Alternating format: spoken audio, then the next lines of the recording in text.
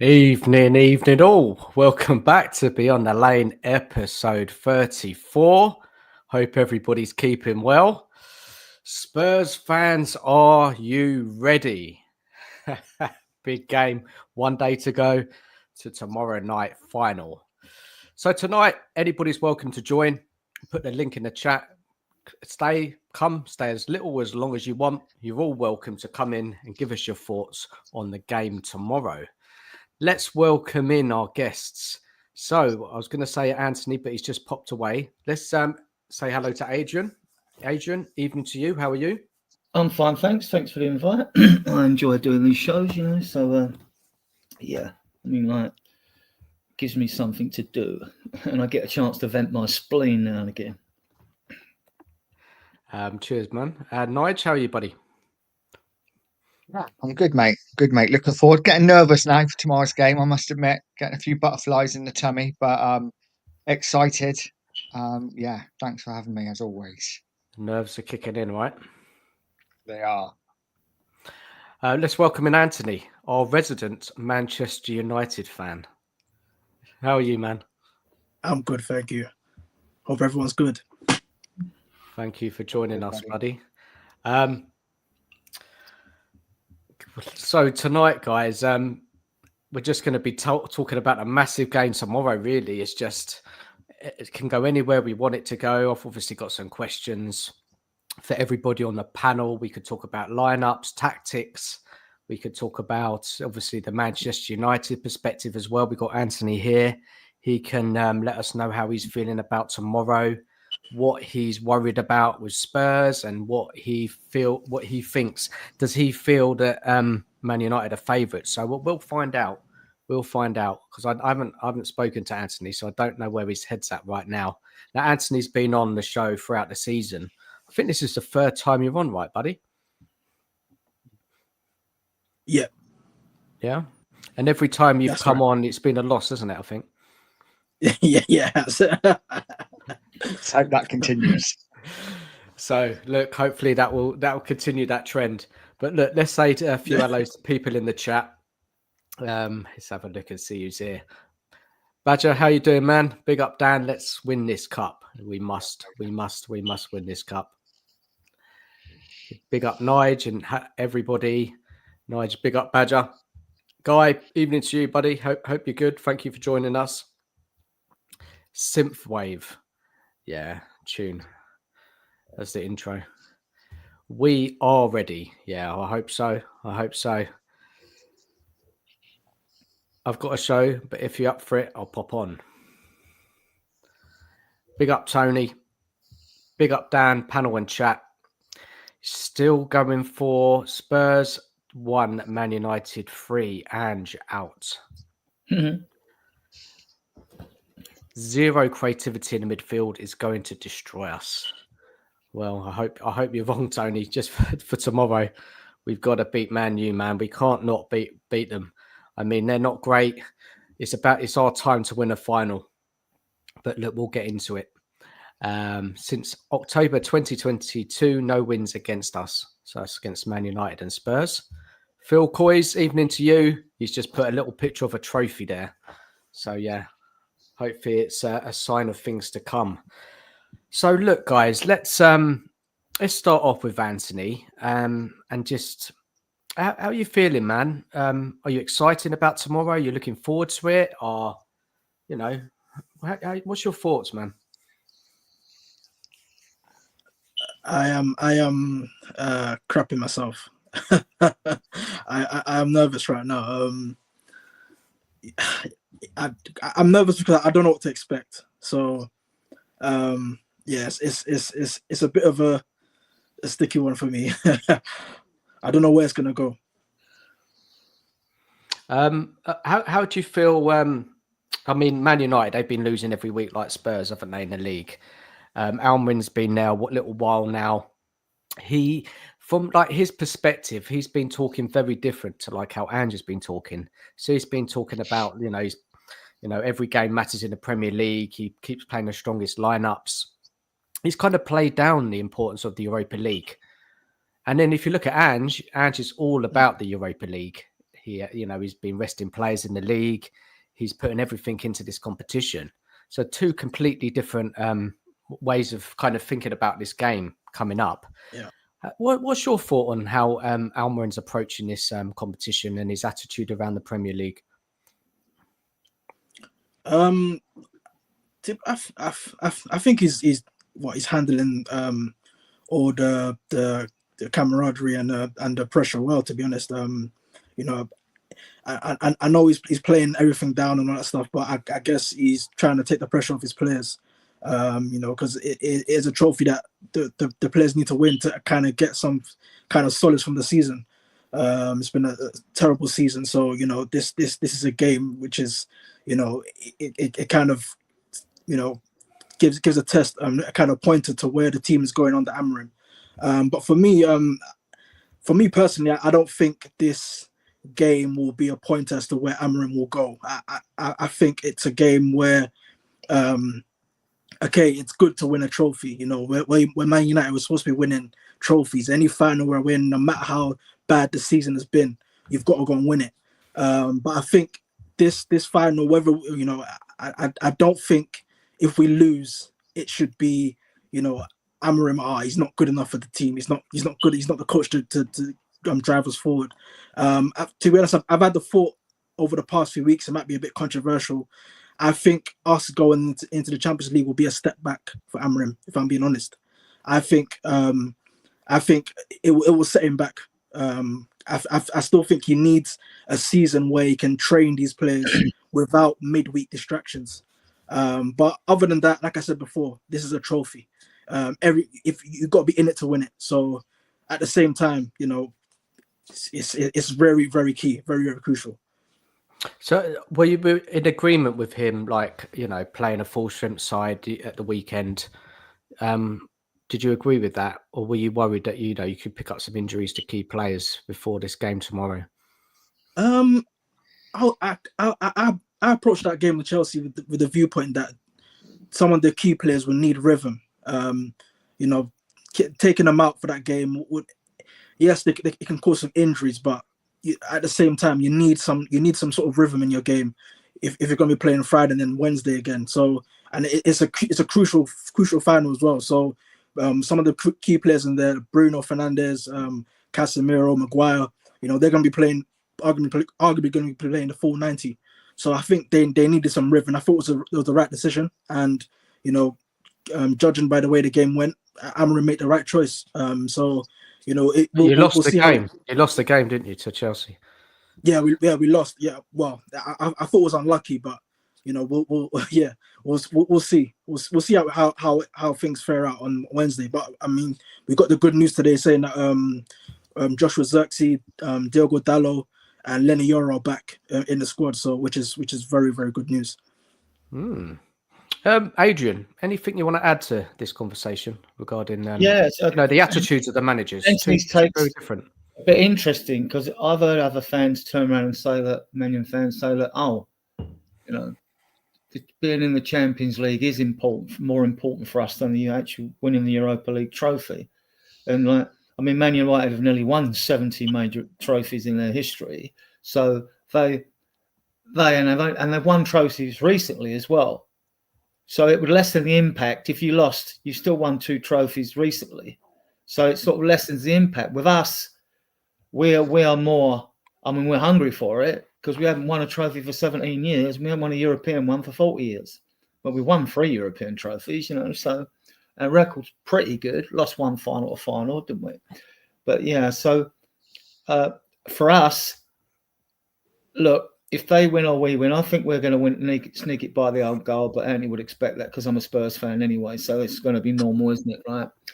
But both teams are not equipped to be in a Champions League, but one of us is going to be in it, and so then that depends. All right, you're guaranteed the 90 mil you got to spend.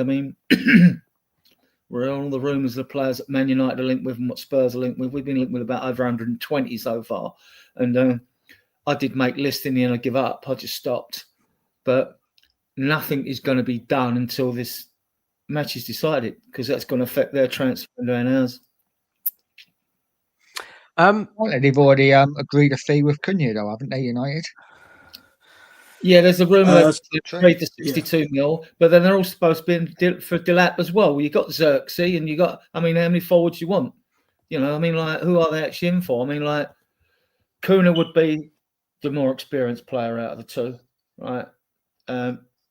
Delap's got great potential, so we always end up with players with potential. So they're not waiting to hear about the outcome of tomorrow. They're just kicking on whatever. They're in the Champions League, they're not in the Champions League. They're getting into it. I mean, Anthony, is this truth? Is this truth in this? Yeah. So I heard from the Cunha deal that Cunha wants to move to United regardless of Champions League. So United have moved from that viewpoint of his that they want to see this transfer quickly, and I guess he'll be a crucial focal point for Amorim in the 2 number 10 positions. But I guess with the lap one, I think he's waiting to find out the outcome of the final. Even we're being linked with Gyökeres as well. So these guys are waiting for whether we're going to be in the Champions League. And in my personal viewpoint, if you're waiting to see what we're gonna, if you're waiting to see what's gonna happen, whether we're in the Champions League or not, don't come. It's my viewpoint. Nige, I just want to bring you in here about the attitudes of the 2 managers. Very different. Yeah. What's your thoughts on that? Yeah. In all fairness, I've agreed with Ange for the most part for resting players, just simply because of the amount of injuries we've had, the main players we've lost over the last couple of weeks. I just didn't think we could afford to lose anyone else. At the same time, I watched United the other day against Chelsea, thinking they put their full team out. Hopefully they get a couple of injuries. I thought United were brilliant. I thought they were really unlucky, and they looked like they had a bit about them, and that concerned me because obviously when I'm watching Spurs in the Premier League, we're so disjointed at the moment. So yeah, watching them wasn't good for my health because I actually thought United looked pretty good. Going back to the transfers, this is the difference between the 2 sides. See, Spurs have to wait to see if they get Champions League football before we can make any sort of signings. United are United; they just sign players regardless.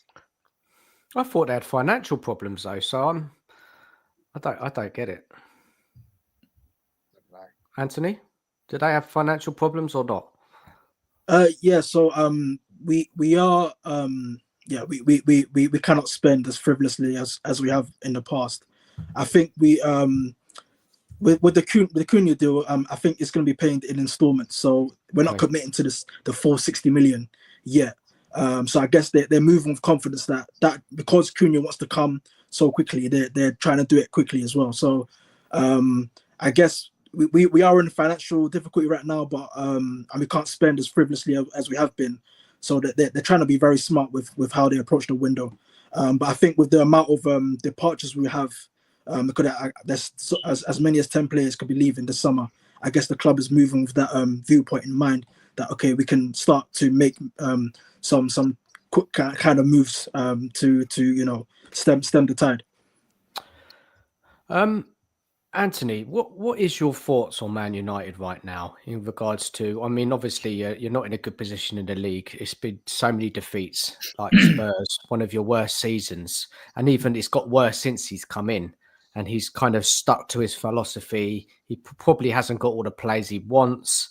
He hasn't had any signings, but he's stuck to it, even when they're losing week in, week out. Now, what is it with him that, because if you look at it, nothing's really improving. Okay, you're in the Europa League Final, which is fantastic, of course. It's a chance to win a trophy. But what have you seen in Almeron's football since he's been here, which kind of gives you hope for the future? I think I said this last time when I was on here. There are certain parts of matches where I feel with his players, with his own sort of with his own his own players in the squad. I think the team can be able to compete properly and I think in certain games it hasn't been a full 90 minutes, but there are spurts in certain games where I'm thinking, okay, he has an idea, he has an approach, he has a philosophy, and that's good enough for me to move forward. I think for me, the off the pitch, the way he's carried himself, the way he's spoken, the way he's stuck to his guns, and the way it's my way or the highway. I think that's given me enough belief that if he can be backed, we're on the right trajectory. So for me, some fans have been saying, "Oh, he needs to be sacked." United have been doing that for how many years right now? We're still stuck in the same cycle. So it's better we change how we approach these certain circumstances. Give the manager time. Give him the backing he needs. And I can say backing in terms of recruitment, but we need to recruit smart. We need to actually recruit players that actually fit his mode of playing, and actually fit the ethos of the club as well. I think part of our problem as to why we can't compete in the Premier League is because of the physicality and intensity. The players we've bought over the years they've been players that have been signed because of their name or because they've done a few flashy things on YouTube. So we need to sign players who are actually physically ready to compete in the Premier League week in, week out. Anybody on Nige, Adrian, got any questions on Almiron's kind of his start at Man United for Anthony? Any burning questions? Yeah. I know, Adrian, you don't really watch many other teams other than Spurs. No, just observation. Even if you got Sky and other channels, unless you're watching every Premier League game when it comes on, and if you're in the mood for it, because I see Man United every time we play them, so it's 3 times this season. I can't recall if I've watched them play another game or not. No, so I don't really know their players, and I only got a few older players in their team, and I think I know we're going to do this. Depends. If we press them like mad, and we can stifle Bruno, we win. We win. If he has a stellar performance, we're in danger of losing the game. Got good players, but I think there's I'd have to ask Anthony because I'm not sure. When I've watched them play, in the game we won at the Lane in the league, you did have a couple of chances to score a couple of goals before we scored. So they are a threat on the wings and flanks, but I just thought at the back and in the midfield, there seemed to be a distinct lack of pace, Anthony. Am I right? Or You're completely right. Very right. So that could be an issue for them. So, and if you haven't got a pace, you don't play the high line. Yeah. So logically, I think very unusual for a Man United side. I go back to Bessler and Charlton. They always played with a centre forward and 2 wingers and played flying attacking football, hence the Red Devil name. You know what I mean? But I just think I think you're going to try and get us on the break. I think you'll sit back. Unless we're that crappy with the ball, we allow you to get forward more than what we'd like. I think we'll press, and we're physical in the top 4. We're going to be physical. So, if depends who we pick as our front 4. We know our back 7 are going to be, but we know that but the front 4, and it's a question who plays in the cam because we haven't got a 10 now. We lost 3 of our best midfielders, but we're still a threat because. It depends if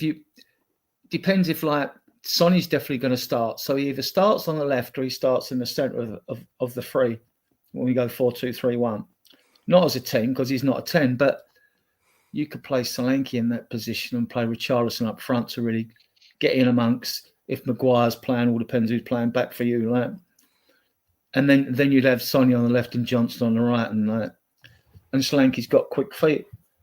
We have our options at the 10. I doubt he'll start Odobert in the 10. He could because he's the most skillful player at the club. That's according to other players, right? As fans, we still need to see a lot more from some of our young players, but because we are a young team. But yeah, I think. Go on, Dan. Any particular questions for Anthony around how they're getting on at the moment, or Nige, have you got one maybe? It's not really a question. I just find that from what I'm hearing you say, Anthony, it sounds very much like what a lot of us Spurs fans were saying at the end of last season after Postecoglou's first season. You know, we see bits, we see something in the odd game. You know, a 5-minute spell or 10-minute spell that gives us that hope. And I think I said last time that you were on that I'm not sure whether Amarin's the man. You know, I think United might be too big for him, but he hasn't been able to have a transfer window. He's not bought his own players in yet, so it'll be interesting to see what he does. But I think he's very much, from the outside looking in, it seems very much like Postecoglou.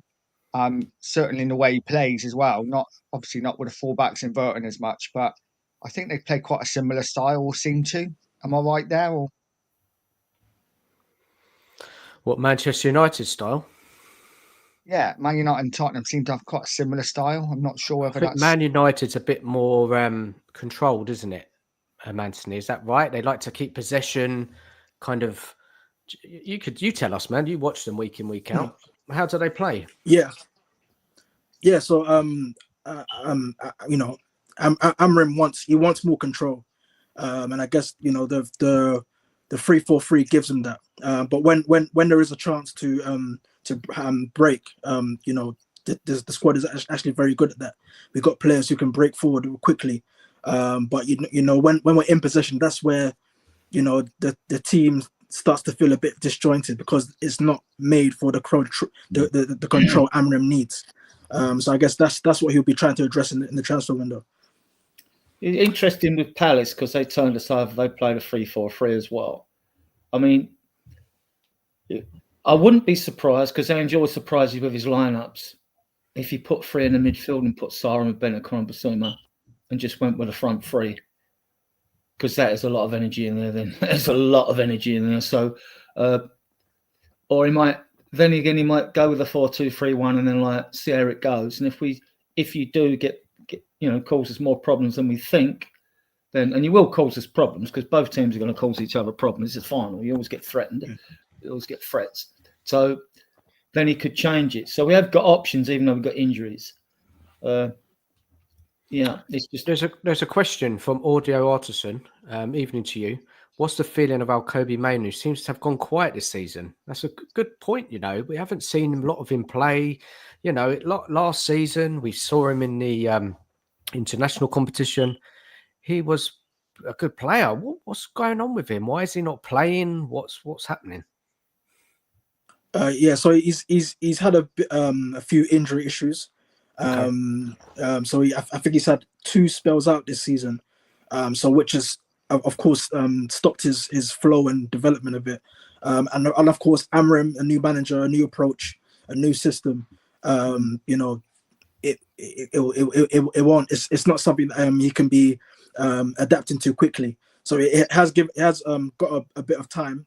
He has had a bit of time to, you know, see what Amram's approach is about. And the thing is, Amram's been playing in different positions as well, which hasn't helped him as well. So I guess he's both Amram and Mainu are trying to learn from each other. But I guess hopefully next season we'll see the best of him again because he has played a lot of games over the past year. And for a young player like him, it is easy to get burnt out. Vince Bergval's definitely out. He's playing no part in this game. Yeah, I just seen the notes of the press conference. You're right, Adrian. He's definitely not playing. So it's got to be Bentancur and Basuma. You know, it's got to be Bentancur with one of those. You know, I think Basuma's one of the luckiest players on this planet because I don't want him at the football club. I support him while he's there, like I do every player and every manager. He's lucky to find himself in a final, as are, you know, because we know if we had a fit squad, like even Bentancur's position would be under threat because you'd have Madison, Kulusevski, and Bergval, and Bentancur 3 from 4. Unless you push Decky out. Mind you, then, final, they might push Decky out in the wing because he holds the ball up more. But we haven't got those players, so I won't carry on.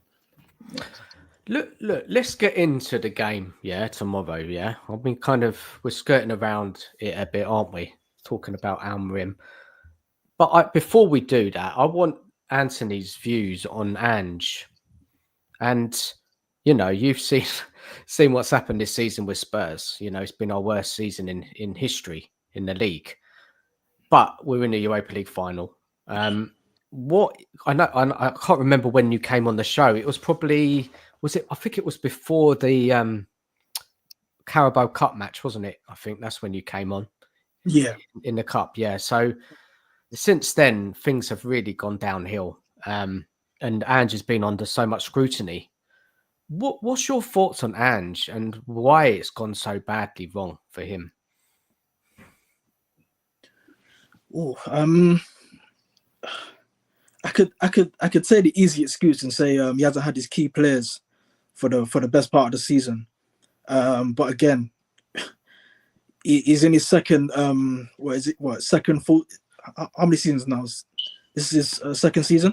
Second. Yeah. So if you've got injuries, if you know there's gonna be injury troubles, you know, you got to have some sort of way where you're gonna adapt your style, you're gonna adapt to the way teams are playing. And for me, he just hasn't done that. And I think it's just gone pear-shaped as a result. Again, his high intensity style are the players not responding to that?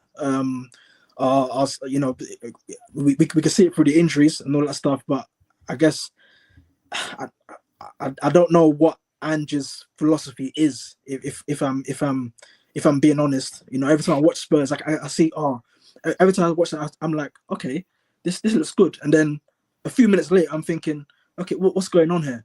There's too many wishy-washy things going on in Tottenham's game, which is why I'm thinking, okay, Ange, what are you doing? What are you trying to do?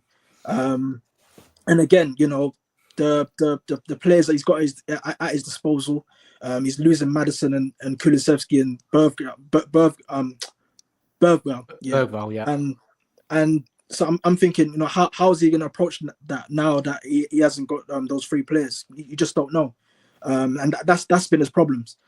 Fans, I'm sure you guys don't know what he's going to do when these kind of key players are out. I think that's his problem.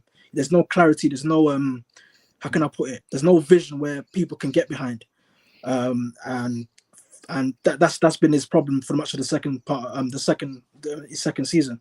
For the first season, I thought Tottenham looked really, really good. I really enjoyed the football, but again, Ange hasn't been able to build on that, which is his problem. Okay, Nige, Tony's question, because what's your thoughts on it? Almiron is a much better coach than Ange. Big up, Tony. Yeah, big up, Tony. This is a really difficult one for me because, like I said, last time I was on and Anthony was on, I was very much like, what has he done? Effectively, yes, he's won leagues in Portugal, trophies in Portugal, but the Portuguese league is, again, not the strongest league. Saying that, I do rate him as a coach, and let's be honest, what's Ange done apart from win trophies in, and let's be honest, second-rate leagues? But you can only win trophies where you're managing, right? So I think the jury's out on him still. I think he seems like a good coach. I think by the way he talks, he seems to know what he's talking about. But he's one that I'm not going to make a firm decision on until I've seen what he does next season. So for me, I'm very much on the fence with him. I think he seems like a good coach, but like I said before, and I say it again, I just think that Manchester United might be a bit too big for him in the long term. Too small a sample for Almiron at the moment. Yeah, he's not had a proper transfer window or anything. We get this all the time, but like it's just, and with Ange, look, I mean, he said today in his presser, he's not quitting if he's winning the trophy. He'd like to stay and have a crack at the Champions League, so we know that for sure. But he's not staying; he's going. I mean, I think Paratici's probably already picked the manager to come in already, and it's like the recruitment. When people talk about our new manager and getting players in, they're all club signings, and what gets me is they say, like, there's a bit of some fans are flapping, our Spurs fans, oh yeah, but we need to get a manager in, because if we don't get a manager in and get rid of Ange straight away, then what happens if they're getting players in? Well, if you've got a football philosophy at your club of way you play, you bring a manager in that matches that philosophy, and your recruitment team, which is usually 5 or 6 people, scouts, director of football, blah, blah, blah, they're constantly bringing those players in. On the continent, if you're manager of Barcelona, they bring the players in. Mind you, they're always usually good players anyway, but they bring them in, I mean, it's the same with us. If we haven't got a list of players in like Paratici was before, you know, about 5 in every position we need, and he'll know, and the rest of the recruitment team at the club, there's something serious wrong, because the window opens on June the 1st. Right, there's a short break for that World Club Championship, but that won't stop people talking. It just means you won't sign during that little window. And then it goes into like about 2.5 weeks into the season. And you want your players in well before then, because like you want them on the pre-season training ground. And you want to get them game time if you brought anyone new in. So, yeah, I mean, yeah. Okay. So, Anthony, do you rate Ange? Just tell us. It doesn't sound like you do. Do you think he's a good coach? Just tell him. Would you rather have Almiron than Ange? That will answer it for you. Yes. I will say that purely based on the viewpoint that I've rated Almiron for a long time, ever since before Sporting. So when he came in, I was very happy. But yeah, based on that fact alone, yeah, I rate Almiron better than Ange. Let's bring in Dan. Evening, Dan. How are you doing, man? Thank you for joining us. You all right, mate? How you doing? Yeah, good. How are you feeling? It's about tomorrow. No, I've had an afternoon's sleep. I'm all right, getting ready for a couple of shows to do tonight and actually starting to look forward to tomorrow. I think I'm actually slowly starting to get some emotion for it. Nerves kicking in? I wouldn't say nerves because I wouldn't say nerves because everything that's happened this season, nothing would really surprise me. But definitely starting to get to the point now where I'm looking forward to it. And if we don't win this, it'll just make the whole season a total and utter disgrace. I mean, it's been a fail anyway, from left, right, and centre, purely down to the manager and the manager only for his tactics. But let's just hope he can pull his finger out and he's willing to step back a little bit and assess the game and get the tactics right for the game. He has done in a couple of European games, but is this a European game or is it just another Premier League game? What's he going to do? Because we are playing another Premier League team and we've done them 3 times the Premier League way.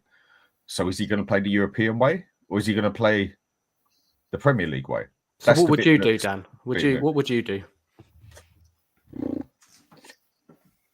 We're going to have to change a couple of things because we haven't got no creativity there. I mean, me personally, you know, I don't like Ange's style in any means or manner. I think he's probably the worst manager the Premier League's ever seen. But we're going to have to try to get some creativity from somewhere. So I think we got to look deeper in Bentancur and Porro because we haven't got no Maddison or Kulusevski there. And up front, we've got absolutely nobody with any real creation as such. So for me, it's about getting the long ball up there to someone who can then drill it across and hope that Johnson's in the right place at the right time. So are you agreeing that being more pragmatic, we should approach it like we've been playing against Frankfurt, Bodo? You think we should be a bit more, not the high line, not the inverted fullbacks? Is that, you agree with that? Totally. We need to be a bit more pragmatic with this one. I mean, playing the way with the high line and the inverted wing backs has been our downfall. And again, Ange has just been too far stuck up his own arse that he's not willing to change it. But then we have people going on about, oh, it's not the Spurs way to play and everything. I don't care about the Spurs way. I couldn't care less about philosophy. I couldn't care less about history of Spurs. I want to win this game. I want Spurs to win things. I think sometimes you need to learn, and it's 2025, not 1905 anymore. And this is where we have to accept that sometimes you might just have to change your way if you want to win something. And he seems to have changed his way in Europe a bit, and it took him a couple of steps further. If you're being practical and he's going to go with Bentancur and Basuma in midfield, and you want to be a bit more conservative, then you put Richarlison on the wing because he gives you that defensive capability. Yeah, I agree. And then you play Solanke up front with Son tucked behind him and Johnson on the right because Johnson's going to start. That's exactly what I'd do. That's exactly what I would do. On the other way, a shadow striker as such. You could reverse it. If he's going more attack-minded, you play Son on the left, Johnson on the right. You play Richarlison as the battering ram and you play Sankey behind him, not as a 10, because we haven't got a 10, right? Unless you play Mikey Moore Odegaard there. Odegaard's the most skillful player at the club, but we haven't seen enough of them. Yeah, well, that's what they all say at the training ground. They say he's the most skillful, quickest feet. So, I mean, we haven't seen a big enough sample of Odegaard and Tell. They're for the future. Like everything seems to be with this club, you know. But so then you could play Slanky. He's close ball control is very good. He could do a job as the cam rather than a 10 centre attacking midfielder. He could do that job there with and stick him as a target man. You're basically saying the way I would do it is and stick then, him as a target man with Son like, coming in next to him.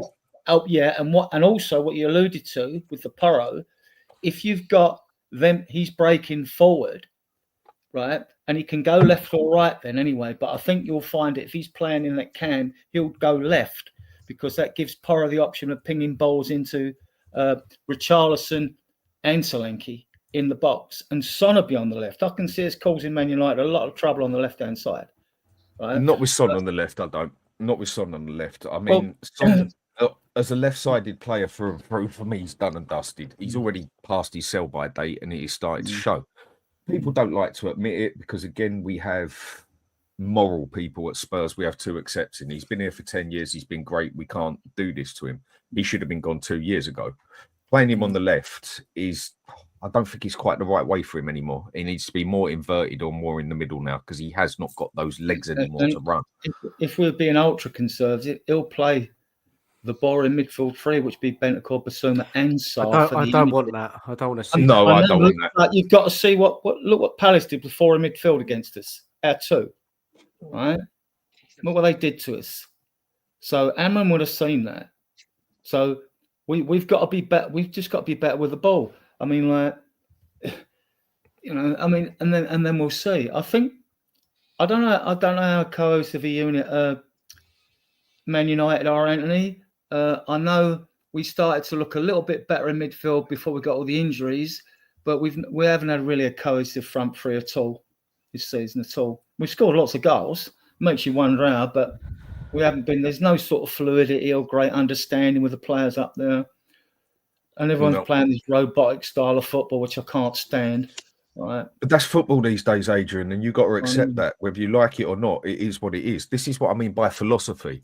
When I say to people like Thomas Frank would be a good manager, I have half to put, no, that's not the Spurs way. I'm not having it. We don't play that way. Well, then accept the crap that you're getting. I don't like the way football's gone either. I'd take it back to 25, 20 years ago all day long. Give me a flair player now. There's hardly any way. You can't even tell me Kevin De Bruyne is a flair player. Good passes, yeah, but he doesn't get you off your feet like, say, Figo used to, or Ronaldinho used to, or Roberto Baggio, or Del Piero, and the list can go on. It's just the way it is these days, and you have to adapt to modern-day football, whether we like it or not. I do agree that football has got robotic. If anything, football is now more athletic than it is football, in my opinion.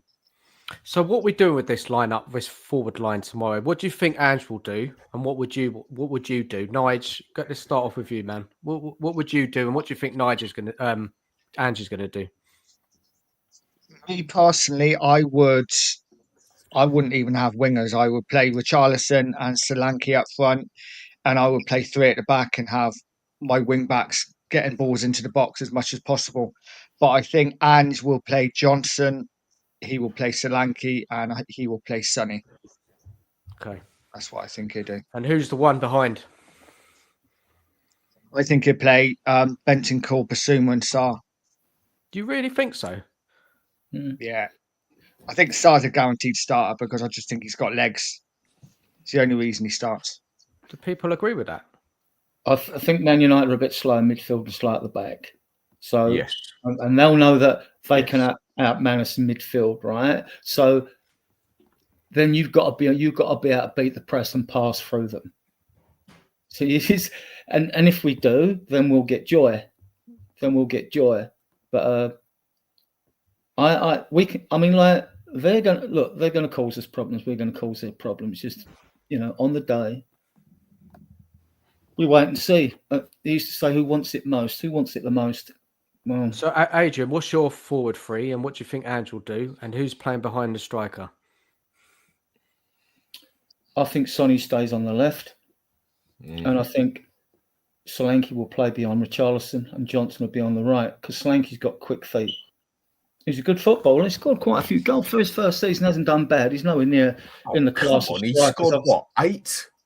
No, he scored more than it. He scored about 15 and got about 8 assists. Oh, Solanke? Yeah, not league goals. Oh, he hasn't. In all competitions. Yeah, he scored most Check goals. it And he out. was, Let me check it out.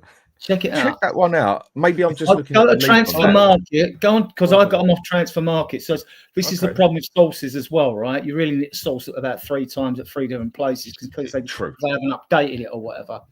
I win it back because Johnson's got 17 and about That's right.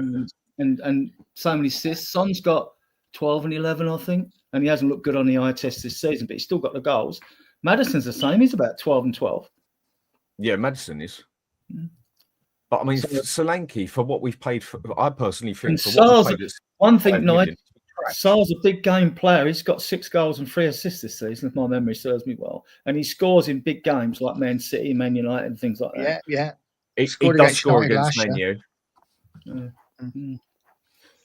Right, bringing this up. Yeah, all right. You're right. 15 altogether. He's got 8 in the league, which I think is abysmal for a £65 million striker.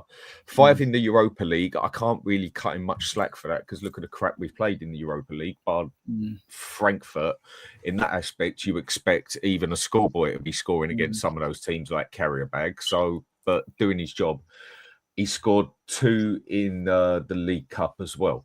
Yeah. Overall, for me, do you find that acceptable then for a £65 million striker? 23 goal contributor in the season so far. It's not bad. I mean, I didn't even want Johnson at the club. No, I think he's done okay. I think he's done okay for his first season. I think he's done okay. Johnson, he only scored 5 goals last season. He got 17. Yeah, he did. So I've warmed to him because you can't ignore the numbers. You know, he's been a terrible player, but he does get in the position for the tap-ins. That's why he's got to start. No one's going to be able to tell me about Johnson that him, and even when Werner was fit and he was playing, that he's not told to stay out there on the wing. Because you've got to be totally brainless to know that when we're struggling, you drop back and help out like Kane does or Solanke even does. You know what I mean? So they're told to stay out there, Dan. That's down to the coach. He's told to stay out there. I think one of the best games I saw he didn't score was actually with Man City at home in the League Cup, I think it was. And he had quite a big game off the ball, then he never scored. And I thought, so you can. Do you not think with Johnson, though, that he scores and that's all you see off him? He's got to be the slowest, quickest player I've ever seen in my life. He is absolutely shit on the ball. He can't dribble with a ball. He can't cross the ball. He can't pass the ball. As all you got to do is go up to him and blow a fairy kiss, and he hits the floor like a sack of shit. I think he's a terrible player. 4-4-2, which Nige alluded to. He'd be better in a 4-4-2. I agree. He'd be better in more of if you put him next to Solanke as such, playing him as an old school Emil Heskey, Michael Owen sort of style. Or actually more of a 4-4-1-1, where you've got the player behind the striker. How can we hurt Man United the most? You know, with the players that we've got available, where's their weakness? They're slow at the back, very slow at the back. And I think that's we can get them with a long ball over from Porro or a direct ball from Bentancur down the middle. That is why I'd like to see Son as the number 10, but playing as a shadow striker like we used to play Dele Alli, basically, Dan. And he could well play there because that would stiffen the left-hand side with Charlton on the left. That is what I would like to do. It. And then you've only got to worry about Porro on the right and Johnson being the weaker side. That's why if Johnson doesn't come back and support either, does he? Just if you played, to me, the idea of the midfield pivot is one of them midfielders, and you're talking about football IQ. So the right-sided midfielder, when Porro's going forward, he should be watching that. Just in case we lose the ball further up the field, he should be coming across. And then the back four, you shouldn't split your centre backs. They should shift slightly to the right as well at the time. But you have got to do it as a unit.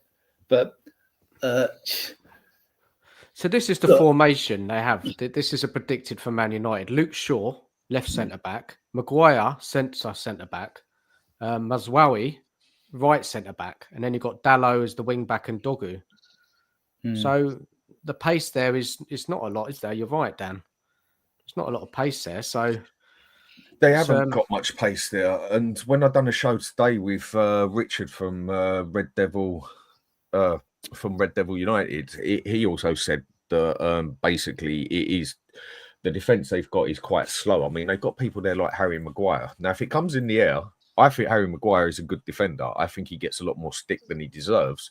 He's just been played totally the wrong way, very similar to like Dragusin, basically. He's a much better defender than people give him credit. He just gets played the wrong way. And again, we blame this abysmal, useless manager we've got. And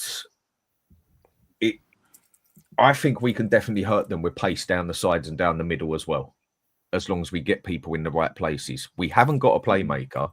So if we do play with a 10, why play him as a playmaker? Then we need to, this is what I call adapting to your situation. If you have not got a playmaker to play there as a number 10, then you've got to change the styles slightly and use him as a shadow striker or something. And then use your striker as more of a target man as such. And has Ange got that mentality? I'd have to see it to believe it, because I don't think the man has much mentality in football. So who is he playing then, guys? Who is he going to play? Because we all got our, like, who we would want to play. Who is he going to go for? Son, Solanke, Johnson, and the number 10, is it going to be Odegaard, I reckon. Odegaard. I reckon he'll stick Odegaard there. If he goes for a 10 with quick feet, then it would be Odegaard. It would be Odegaard, but I don't think he will. I think he'll. I think Son's either going to be on the left or he's going to play as a central attacker. He'll be on the left. He always sticks him on the left. Well, then Solanke should play there then. But when has he stuck Solanke there? He had the option to do that in the last game or whatever, or the game before that, or the game.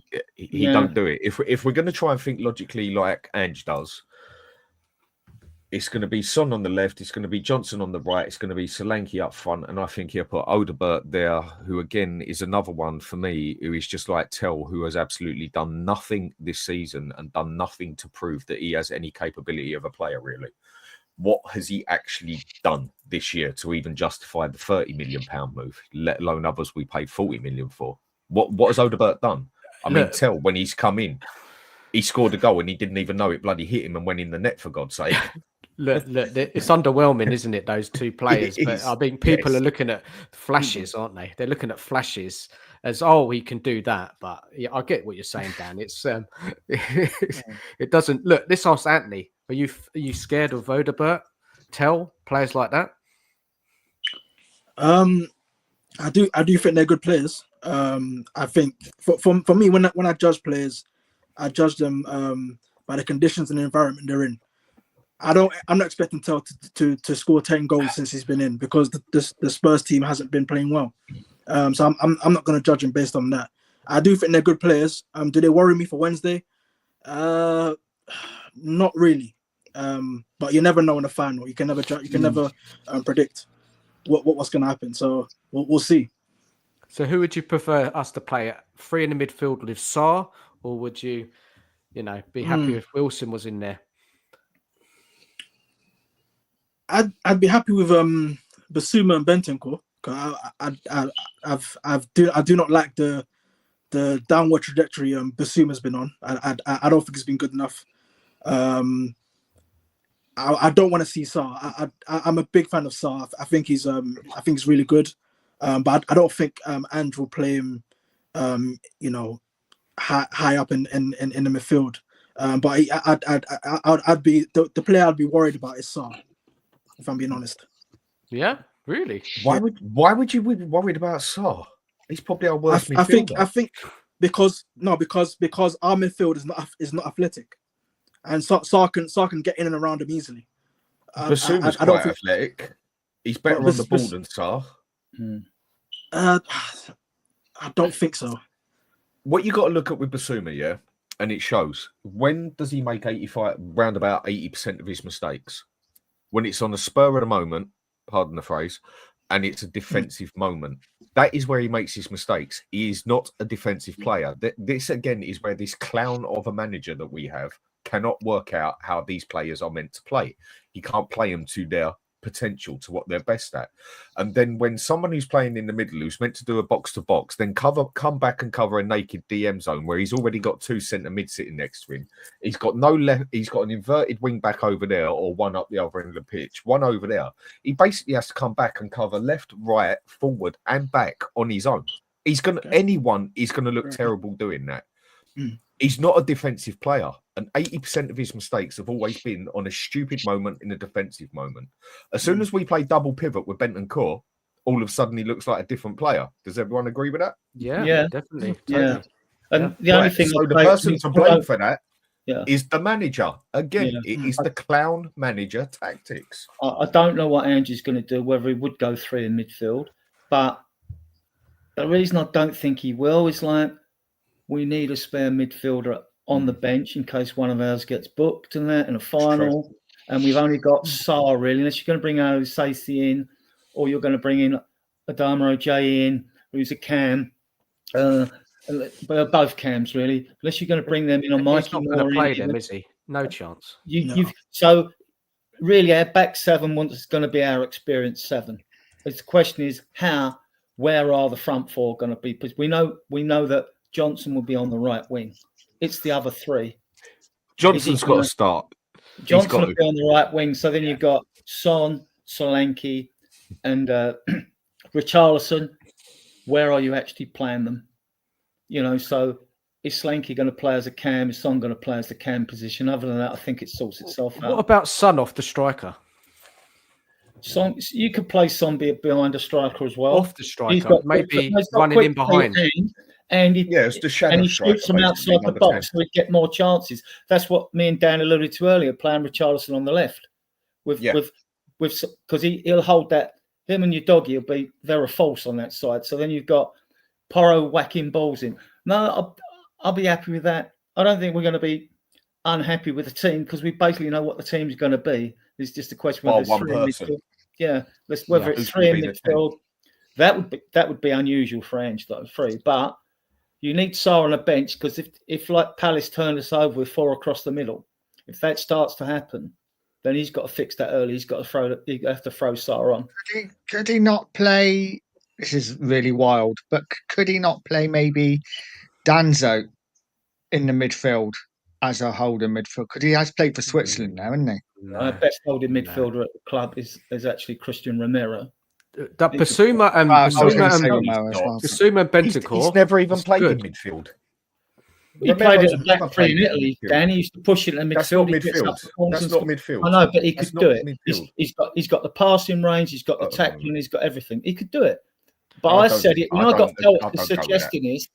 I suggest this before I even brought VDV in the club, and everyone threw pelts at me. I said, well, they said we ain't got a centre backs. I said, I know that. I said, but I believe he could do that job. Now, it doesn't mean I'm right, but I believe, and I'm talking about a deep line defensive midfielder. I don't like these numbers 6, 8, and 10. They're too specific, right?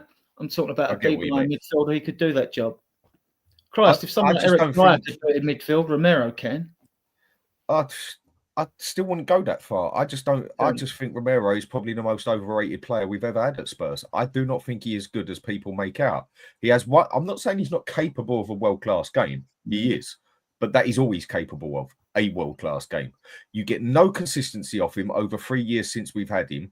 He has pretty much bang average games at the best of times, or at other times he looks well below standards. We get one world-class performance out of him out of every 10, 15 games. And how much injury has he got as well? I just think he's so overrated. But again, personal opinion. Could he handle a DM role? I suppose you'd have to wait and see, wouldn't you? Look, we got to leave that alone. That Basuma and Bentancur, that's works for us. We've got double pivot. Yeah. It's the one who's going to play in front. We all don't know really, do we?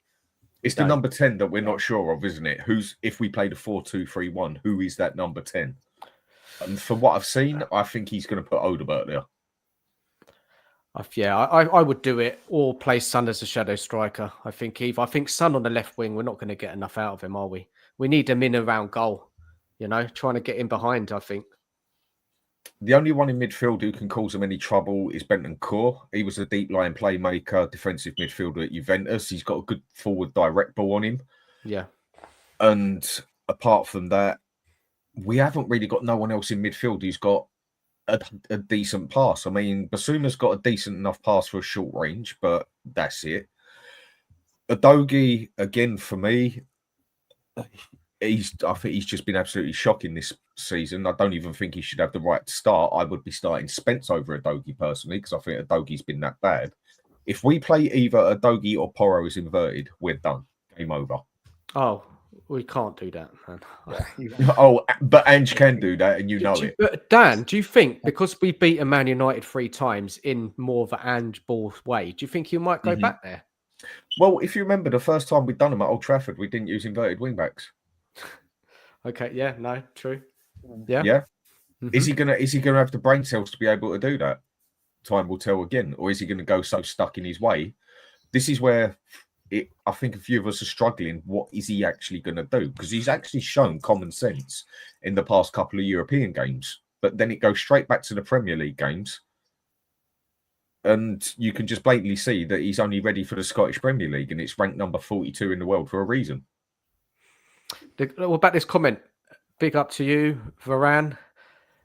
There's not enough creativity in Spurs midfield to cause us trouble. Now, look, Anthony, you go with that. Do you agree? And then we can I agree to a point. Yeah, definitely. But for me, it's the athleticism and the physicality that Casemiro and Ugarte have kind of struggled. Who is them with. in the midfield tomorrow? Who's going to be in there? Anthony for Man U. I know for sure Casemiro will start. It's whether Amorim will put Bruno alongside him or Ugarte and play Bruno higher up. But I think it will be Bruno and Casemiro in midfield. Guys, are you worried about that pairing? Anyone? Yeah. Yeah. Man United. I think they can. I think Bruno can pull the strings in there. That's my concern watching him against Chelsea. He was on the ball all the time. So my big concern is Bruno. I think if we can get someone on him, take him out of the game, then I think we'll be all right. Casemiro worries me on set pieces. Other than that, not too much. Casemiro's a very slow player. He's about as fast as a donkey these days. But he has got the mentality, and he's still got the brain for it. I mean, now with Fernandes, I think we can take him out of the game relatively easily if we go and treat him like everyone treats Maddison. Why? Because again, I think Fernandes is the same as Maddison. When it comes to the pitch, he is nothing but a moody little bitch. When he starts getting a few kicks in the legs, when he starts getting slapped about a little bit, he'll start getting all moody and everything. And the difference with Maddison and Fernandes is the one that you bitch him up enough, he's likely to do something stupid and get a red card for it. Yeah. More than Maddison. Would you Maddison Martin would get his yellow card. I'd double up on him. Every time he gets the ball, I'd have two. Every time he gets the ball, I'd have two people charge him up and sandwich him. If we went with a 3-man midfield and Sarr was given the job to mark him, right, then I would understand it. But it's usually players. You take the player on that's near you, don't you? Otherwise you can get pulled all over the pitch. But that's why I'd say we come back a little bit further, and that is where I feel Basuma and Bentancur could just sandwich him up quite nicely. And that's where you can also have cover coming up from the back or from the sides if needs be. That's where I would just sandwich him and go totally rough with him. If someone gets a yellow card over it, fine, they get a yellow card, but then that's where the player's got to have the mentality to then slow his game down a bit. But I mean, their most dangerous one is Fernandes, but I think, like you all just agreed with me, on the pitch, he is a little bitch. Give him a few kicks, give him a few slaps, and he will get moody. Dan, there's a comment in the chat. David, mate. Yeah, David, tone it down a bit, mate. We're all expressing opinions, If you don't agree with what Dan says, actually come back at him. Tone it down, mate. It's fine by me. Don't worry about that. Yeah, Dan can look after himself. And if you want to know, David, they ain't sunglasses, mate. I've got epilepsy and I have to wear them on the screen. But either way, mate, say as you wish. It's no love lost to me. Don't worry about it. Just come back what you don't agree with what he's saying rather than just being rude. So, yeah. Let's move on. Anthony, what is the game plan for Man United tomorrow? How are they going to approach it? Are they going to be more pragmatic? Are they going to come at Spurs? What are they going to do? Ooh, the thing is for me, against the other big six clubs this season, well, under Amram, I think we've looked better than we have all season. You know, the last two we've played, Tottenham. I think we've given you guys a good game. It's I'm not sure how to approach it, but he'll want control. There's too many times this season where the game's been a bit back and forth, and we haven't coped with it. So that's why he's got Casemiro playing the way he has. Casemiro's been brilliant since the turn of the year, and because Amram has got him in positions where he's not doing much. He's actually influencing the zone he's in, not rather influencing going back or going forward. So I think Amram will want control with and without the ball. We've got to keep the ball better than we have been over the past few weeks. In the Chelsea game, we kept losing it in dangerous areas. Even though I thought we played a bit better than them in recent weeks, we lost the ball in key areas too easily. And Amram will want some sort of control, and in terms of possession and out of possession. So I think that's how we approach it. But whether he goes pragmatic or attacking, I'm not too sure. But I know what he'll want. I think it shows the weakness in both teams, Anthony, when you've sort of half alluded it, playing better teams, you've looked better. Whenever we've played against these hard-working teams, we've come unstuck, right? And the only reason you get a bit more time and a bit more time and time to play on the ball when you're playing a better footballing team, because they're confident they can pass it past you and win the game anyway. So it's when we've been playing Brightons and even Ipswich beater and Leicester's beaters and all that. It's just painful to watch, right? And I've got to go, guys. Good to meet you because I've got my own show to do in 10 minutes. Yeah. Cheers, Adrian, for jumping on, mate. Take care. Thank you, mate. Angie, see you later. See you later. Please subscribe to Adrian. People in the chat, I'll get his link up in a minute. Look, this comment in the chat from Varane. There are talks that Mount Bruno slots in number 9 positions. Maino, Casemiro, and Ugarte form a formidable midfield.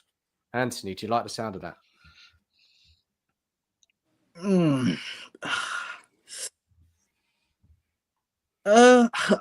not too sure. I'm not. I think Mount and Bruno will start. But whether Bruno starts in attacking positions, I don't know. I'm not too sure. I don't think so. And I know Højlund's had his issues, of course. And will Amram trust him enough to start him in this final? I'm unsure of it. But I guess playing Bruno in a fluid front three, why not? But yeah, like I said, I just don't know how Amram's going to approach this.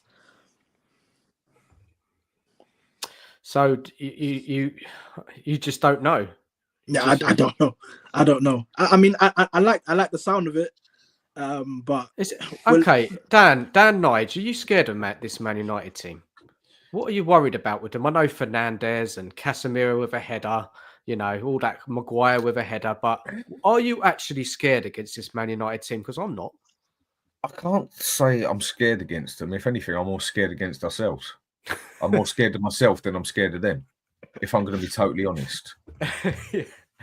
And I know that when it comes down to it, Man U have got it in their DNA. Man U have got it in their DNA to pull it off on a day to get over that line. Spurs haven't. We have got to be the biggest underachieving club ever in football. We are basically the national version of the international England, aren't we? For what we have, we should have tenfold more as such, and we don't. And when it ever comes to a crunch, we always seem to bottle it.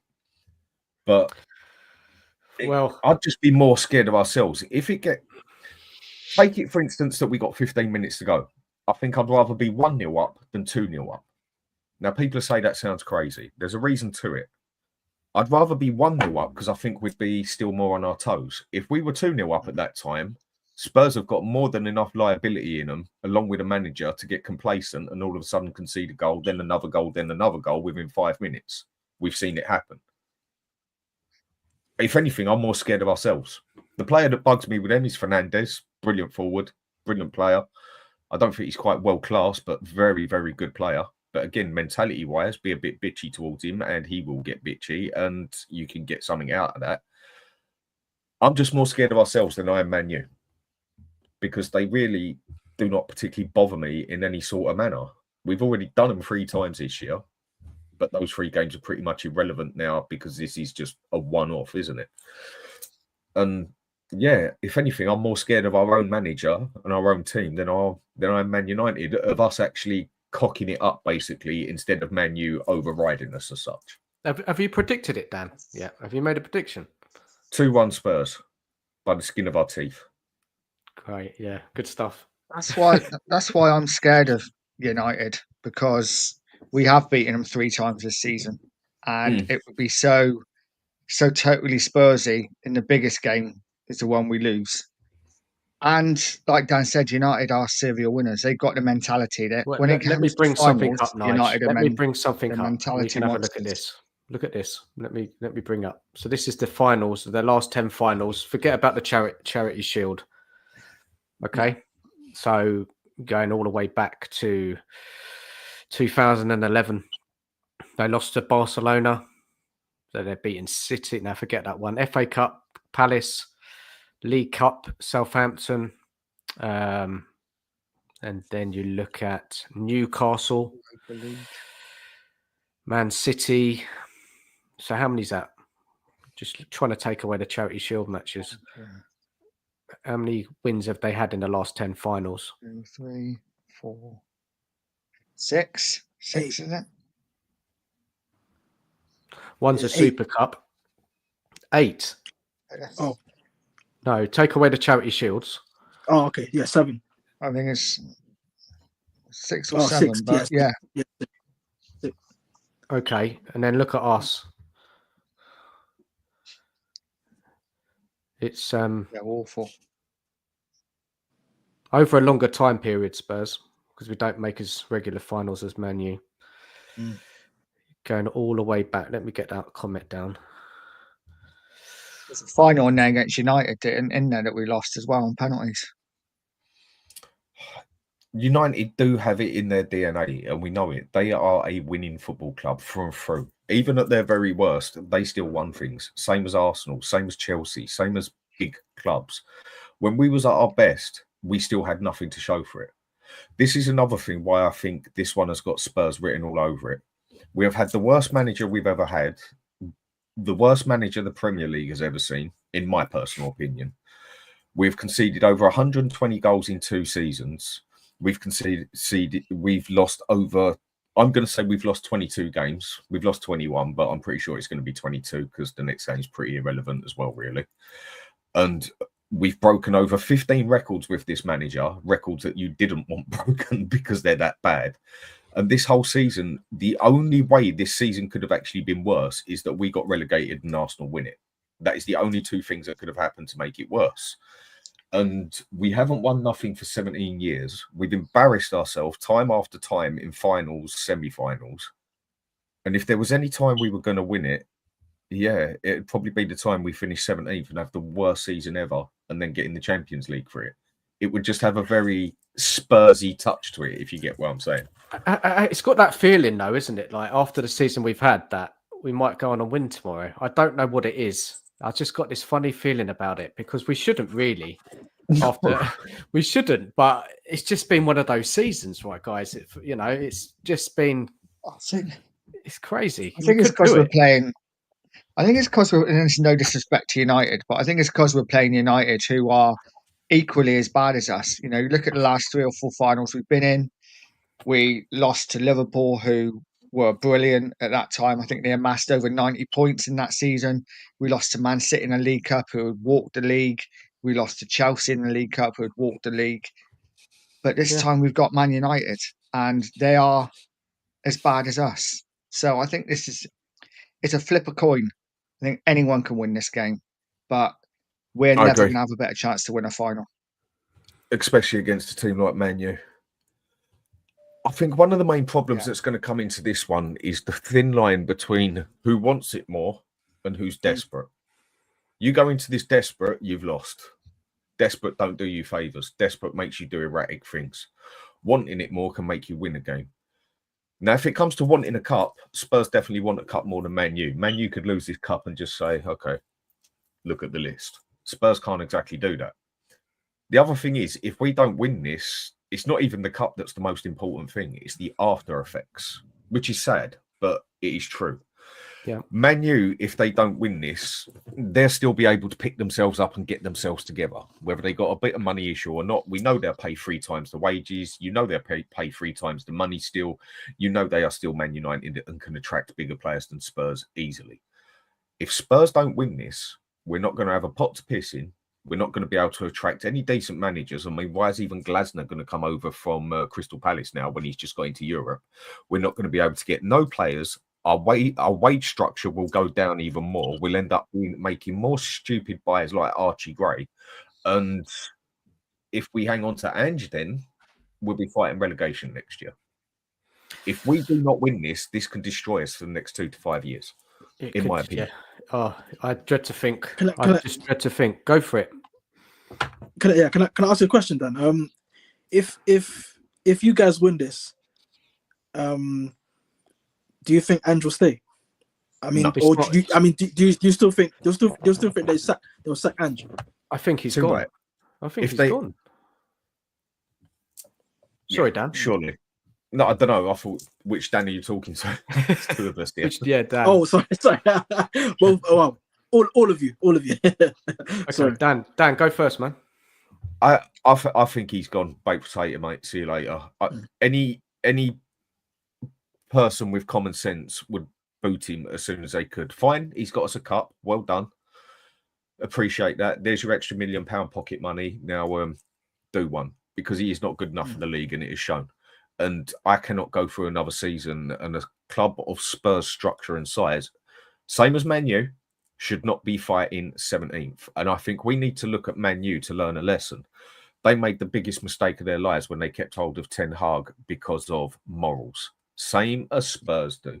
We kept like people don't like when I use this one, but like where people are still saying we shouldn't get rid of Son. It's purely because of morals, purely because he's been here 10 years. I don't care. It's a dog-eat-dog world. I want the best. So if you're not good enough anymore, whether you've been here brilliant 10 years or been here brilliant for a year, if you're not good enough now, you're gone. That is how you get to the top. That is how business works for me. And Ange has already proved that he's not good enough for this Premier League. But anybody can win a cup. And I said he could at the start. You kept hold of Ten Hag blatantly in the end because he got us our second cup. Come on, we'll give him another go. So what do? Make the same mistake as you, then go and spunk another 100 million on Ange, where he goes and buys dickheads like Archie Grays and Brennan Johnsons and stuff like that, and Solankis? Or do we get another manager in that can start building his team now? Because this project thing and everything, it hasn't all got to restart because you've got a new manager. A manager is just part of it, isn't it? Or does the whole thing have to recess because it's a new manager? Look, guys, I've got a super chat. Just want to read it out. Big up, Adrian. Arriving options off the bench will be crucial for Man U. Tottenham bench will be weak and can't change the game from the bench. Guys, get into that one. Nige. No, it's just, yeah, it's true. And this is the problem we have, isn't it, with the amount of midfielders we have out, that we haven't really got anything to change it from the bench if we get an injury and if we do play Sarr, Bentancur, Basuma. So I think a lot of what people are saying is only play 2 of them. I think it's probably the right thing to do. I think our bench will be a little bit weaker, and this is why I probably think Ange will go with Sonny, Solanke and Johnson, because I think he will want to keep Richarlison on the bench in case we need him later in the game. It's an extra target man. But yeah, United definitely have a stronger bench than Spurs do. So if the game is tight or Man U are down, they can change it off the bench. Where's the threat coming from, Anthony, off the bench for Man U? Garnacho. I think it will cause anyone problems off the bench. For me, he's frustrated me a lot this season. I can admit that. His decision making in attack, and the things he does is, he's still some immaturity in his game. But when you need some unpredictability, a player that goes at people, a player that can do any, cause real problems against tiring legs, Garnacho's arguably one of the best at causing havoc like that. So I think he's certainly someone that can cause a few issues off the bench. Yeah. What about their striker, Xerxes? Oh yes, definitely Xerxes. Yes, I'm even seeing certain predicted lineups and say people saying that Xerxes should start. I don't think he'll start, but he's definitely someone that can help us hold the ball. Certainly, someone that can get at people.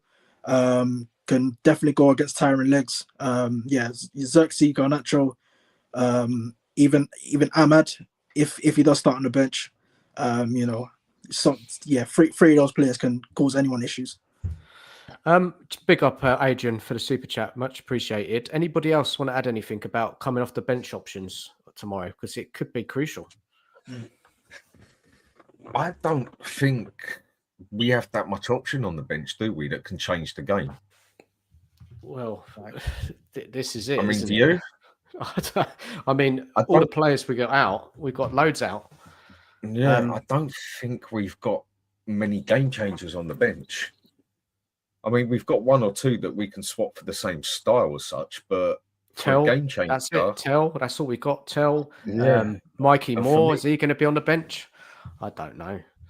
Mikey Moore just don't look ready for me. He might be one that you can put on. He might have a crazy 10-minute sort of thing and do something special. But for me, he's like Archie Gray in the aspect of he just ain't ready for the Premier League yet.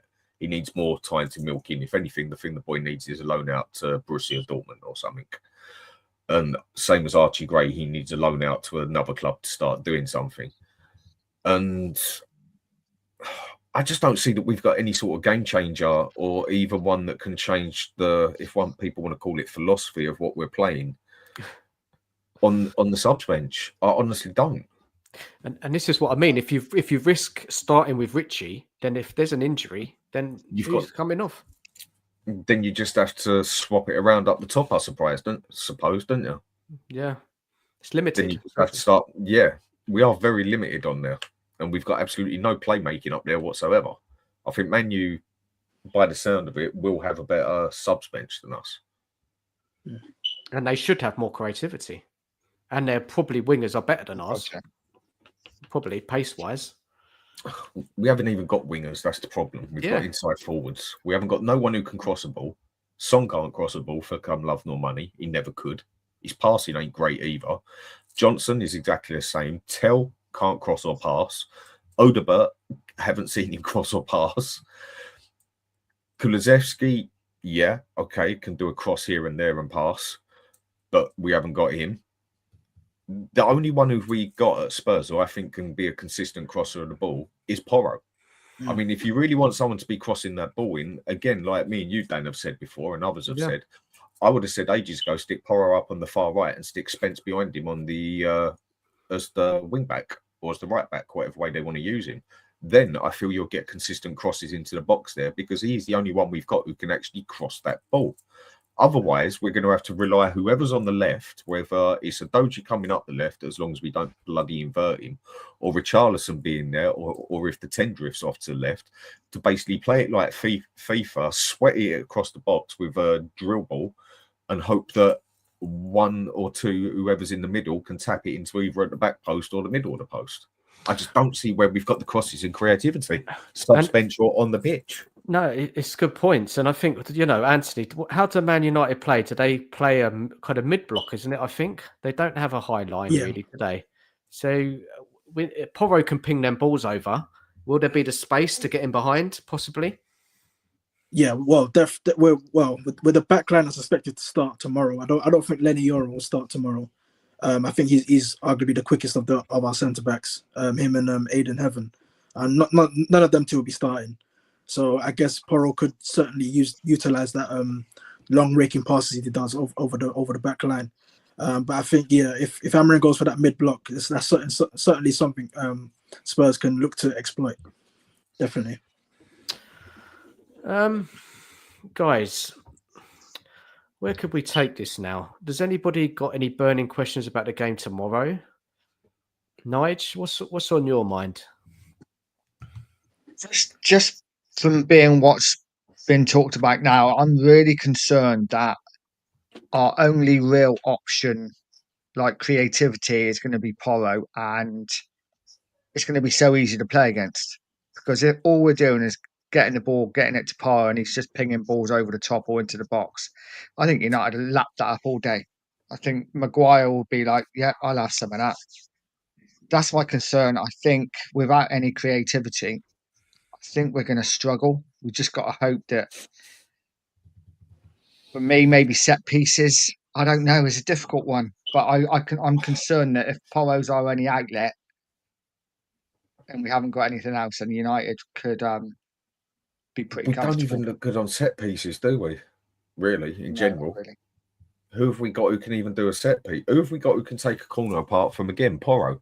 Son can't take a good corner. Again, never could. Even though at one time he was our corner taker. Don't ask me why, but he never could do it.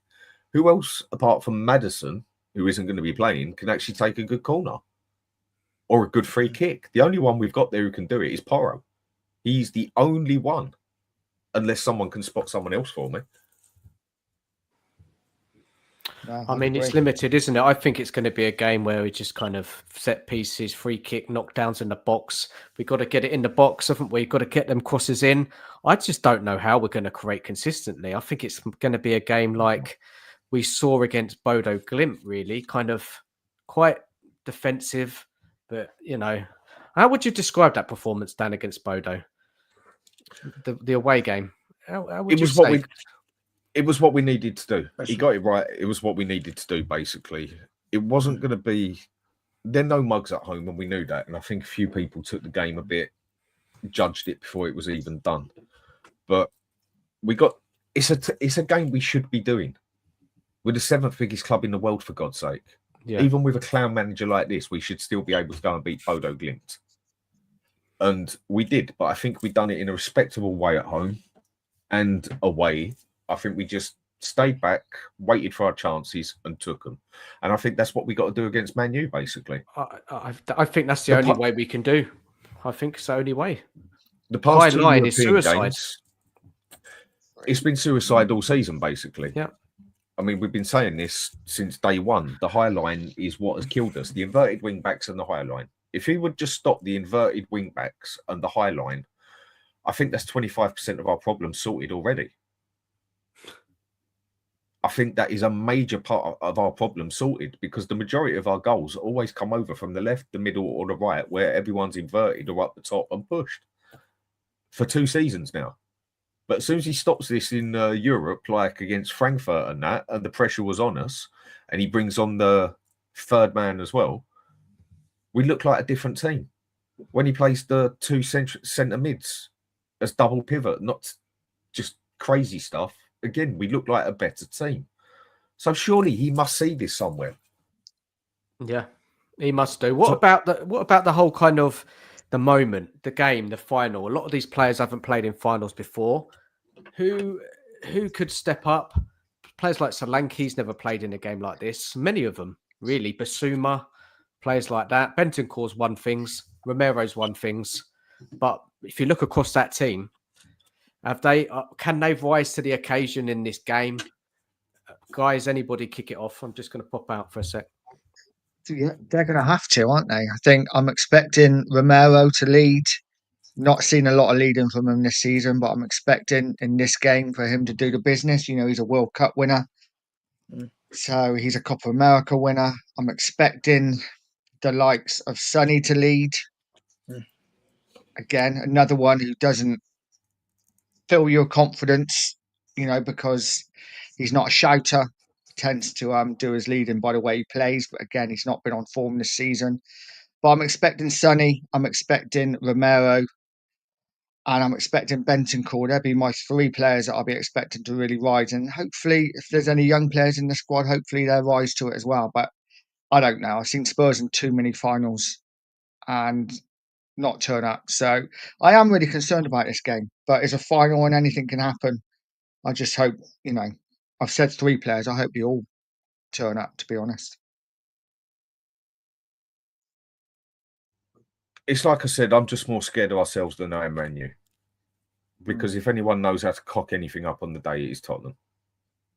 And that is just a fact. Like it or lump it, it is what it is. And like I said, I'm more bothered about our manager doing something stupid or someone in the team doing something erratic because they're getting told to play the wrong way or whatever else, and we actually cock it up for ourselves.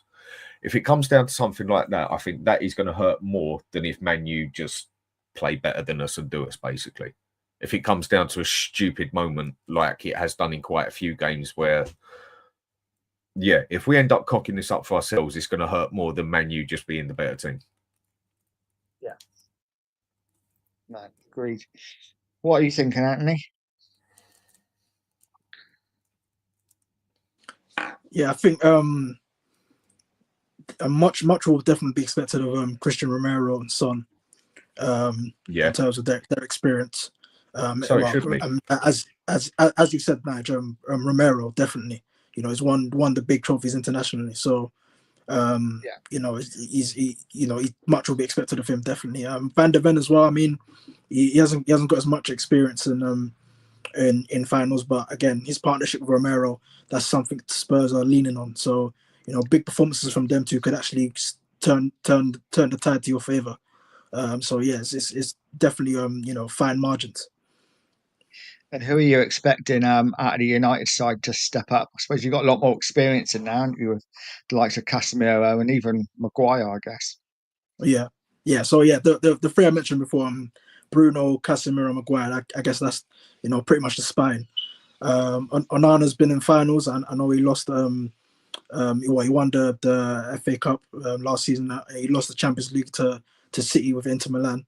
I guess it hasn't been a good season for him individually, but he needs a big performance definitely if he's going to have a future at the club.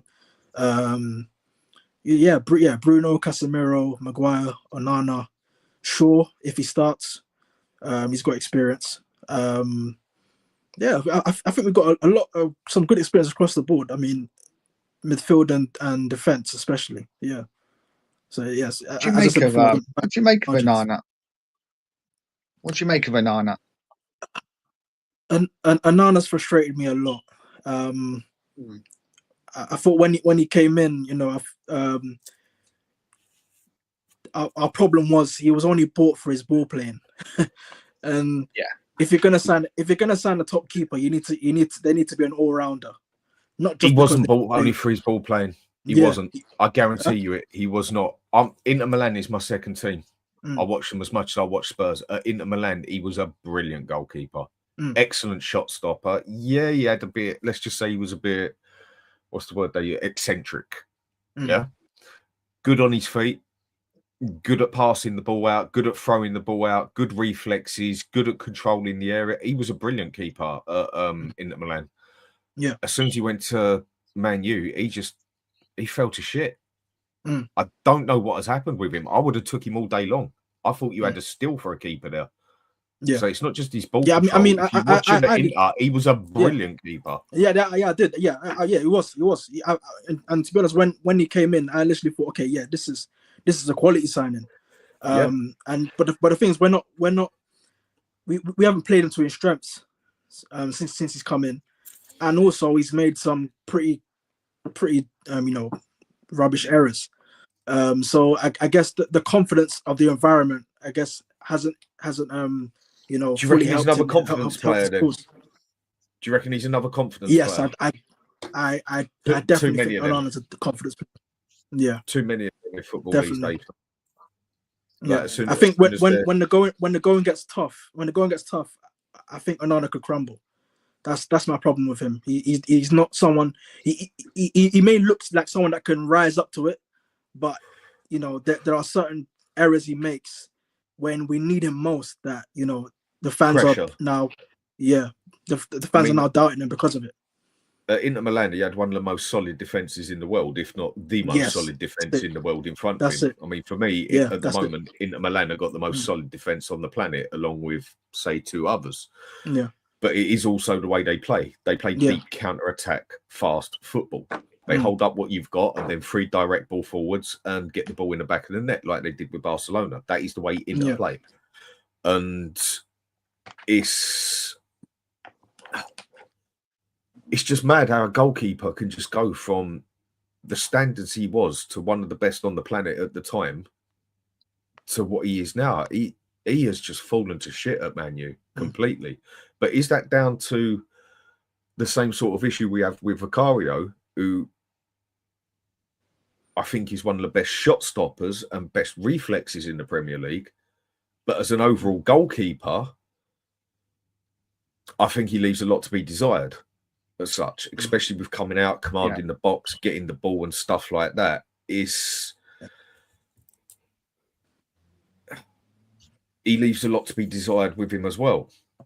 I mean, but we paid 12 million for him, and you paid how much for Onana? About 45, wasn't it? Yeah. Around about 50 million, yeah. Guys, what does this final mean to you all tomorrow? Because when we're not used to being in a European final, especially in a final that we've got a massive chance to win it. Like the one against Liverpool, we were underdogs. Guys, let's start off with Dan. What do you think, man? What's your kind of feelings? How important is it for you to win this trophy? And we haven't seen enough of them, have we? Well, obviously, the trophy is important to us more than it is to Man U in the aspect of a trophy for the trophy cabinet. We have got nothing in there. We have been a complete and utter failure for 17 years, basically. And we need that trophy, but it's the after effects that bother me more. We need this desperately. Otherwise, this club is going to be sitting in 10th and 12th for the next 2 to 10 years, in my opinion.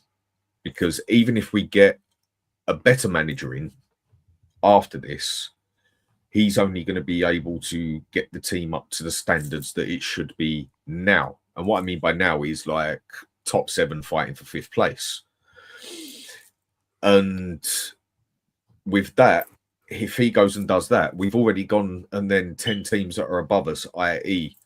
Man U will go out and get stronger players.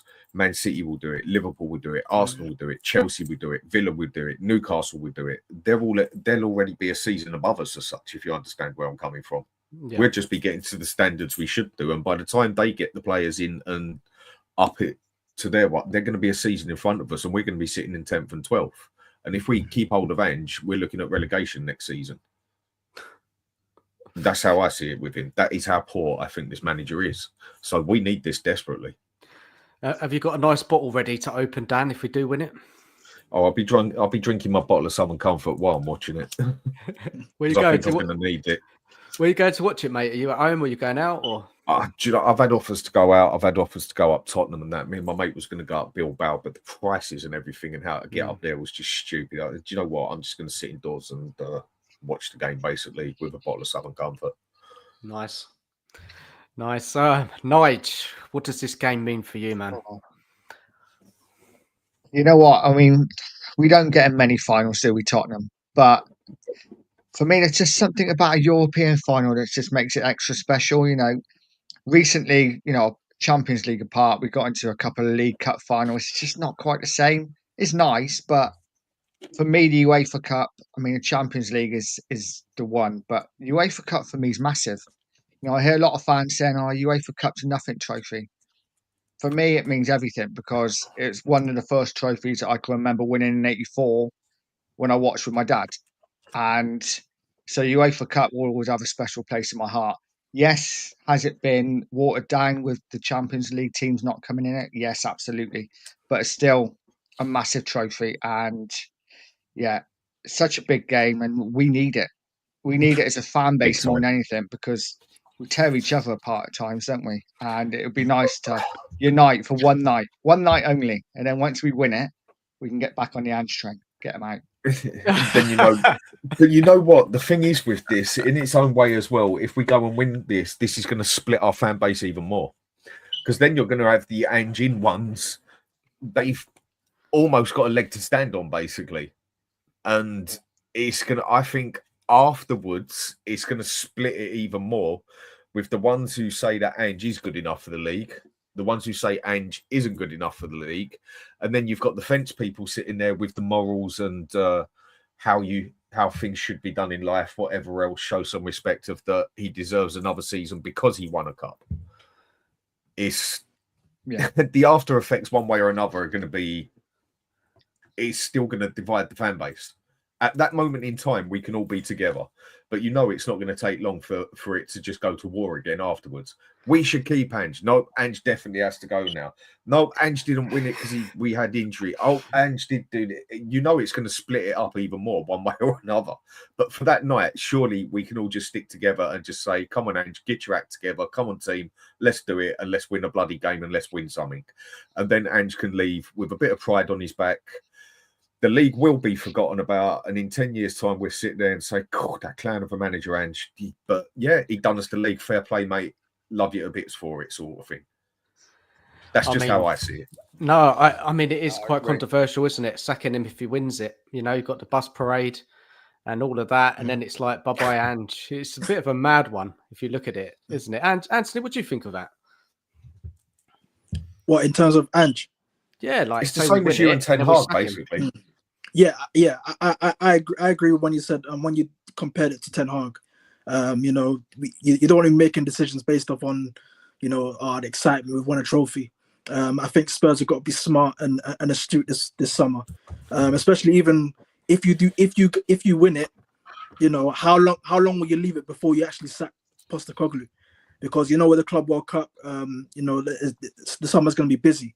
So getting recruitment right, getting the coaches right, that's going to take a bit of time. So if you win it, you got to make a quick decision. Postecoglou, this is your last game. Within a week or so. So, I mean, as you said before, Spurs can't act like United did last season because that would be catastrophic. That will set you guys back another 5 or 10 years. So, you got to be really smart this summer. And what does this final mean to you, Anthony? How important is it? This is, based on the context of our season, it's very important. But like I said at the start of the show, this game isn't a basis of this game isn't dependent on how can I put it? It's not a basis on Amorim's time at United. It shouldn't be used as a barometer of how his time at United is going to be. I do think, as I said before, controversially, I know a lot of United fans may disagree with me. I do think if we are not ready for the Champions League next season, I think it could set Amorim back very big. It set Ten Hag back. It set Solskjaer back when he got into the Champions League. You can say it set Mourinho back as well. I think Amorim needs a season where he can coach these, and we're going to get new players this summer as well. So the team is going to be totally different from what we've got now. So do we need midweek distractions? And I fear that if we get Champions League, we're going to be finishing bottom half of the table again because the players aren't ready for the elite level. You don't want to win it, Anthony. Is that what I'm hearing here? You don't want to win it. I'm in a catch-22. I do want to win it because it's a big trophy. United, you got to be in it to win it. But then again, it could be a curse for Amorim. It could set him back. So I'm not too sure how I feel. But I would love to win it because it's a final and we're United. We have to win. And look, and a lot of the Man United fans are saying we can't lose to Spurs. Surely. That's what you're hearing, right, guys? That's what I've been listening in. That you can't lose to Spurs. Spurs, Yeah. So is there a bit of that? Yeah, definitely. With the injuries we've got right now, when I heard Madison, Kulusevski, and Bergvall were out, I was like, oh guys, we can't lose this. It will be very embarrassing. And the thing is, I got a lot of Arsenal fans as friends, so the amount of stick if we do lose this, I'm not looking forward to that. Look, guys, for me, I mean, it is massive if we win tomorrow, man. I just ain't seen enough of it. And I mean, for the season we've had, if we win a trophy, man, that is fantastic, and it gets us in the Champions League. It changes a lot of things. It helps us when if we are going to get rid of Ange, attracting better managers, better players. It is. We must win tomorrow, and I It's tell make you or what, break, Dan. it It's is make make or or break. break. 100%. 100% it's make or break. And I think I'll be really disappointed if we don't win it because Man United are not that great. It's not like a They are- vintage Man U side, is it? No, they are not Man United anymore, and they haven't been that for the past 10 years. But the past 2 years, 3 years now, by Man United standards, they have had a worse season than us. I mean, if someone would have said Spurs in 16th, 17th, you would have raised an eyebrow 5-10 years ago and like, really? They ain't that bad. But then it's Spurs, isn't it? Anything is possible. You would have turned around and said Man U in 16th. And someone would have said, please give me some of what you're on because I want to get as high as that, basically. If you agree with that. You see where I'm coming from? It would be like, no, mate, you next time just say no, you know?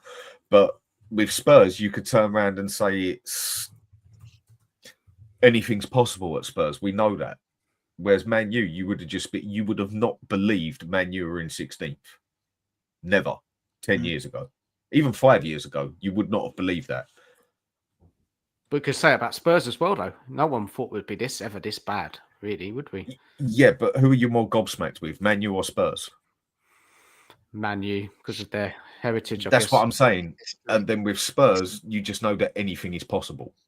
I mean, if anyone can cock anything up or just make a mountain out of a molehill, we all know it is Tottenham. So, I mean, again, you would have still raised an eyebrow, like 17th. We're not that bad, for God's sake, whatever, and that. But you say Man U 16th, that would have sort of made your jaw drop 10 years ago. Like, mate, you're on it. Like, say no, sort of thing. But it is what it is. Who would have said that 16th and 17th are going to be in the Premier League, are going to be in the final of the Europa Cup fighting for a bloody Champions League place? People are struggling with it, aren't they? If you listen to other Arsenal fans particularly, they're like, oh, what are they doing there? This is not fair. They shouldn't get Champions League football. They're rubbish. They're really, really struggling with it. And knowing that they've not won nothing this season and that one of the two clubs can win something and get Champions League, they hate it. They absolutely hate it. It's crazy, isn't it? Guys, madness. And basically, it is what it is. Even if you get relegated, if you go win that Europa, the rules are you go in the Champions League. End of. Deal with it. It just looks very, very wrong that a team that finishes 16th and 17th goes in the Champions League. It don't look right. It looks wrong. But the rules are the rules. Yeah. If they didn't change the Europa Cup to the fact that you win it, you get in the Champions League, nobody would take the Europa seriously. Really. I mean, look how much of a mess of a cup it was before they made that decision. No one was particularly bothered about it, basically. It was nearly as small as the conference. Nobody really cared.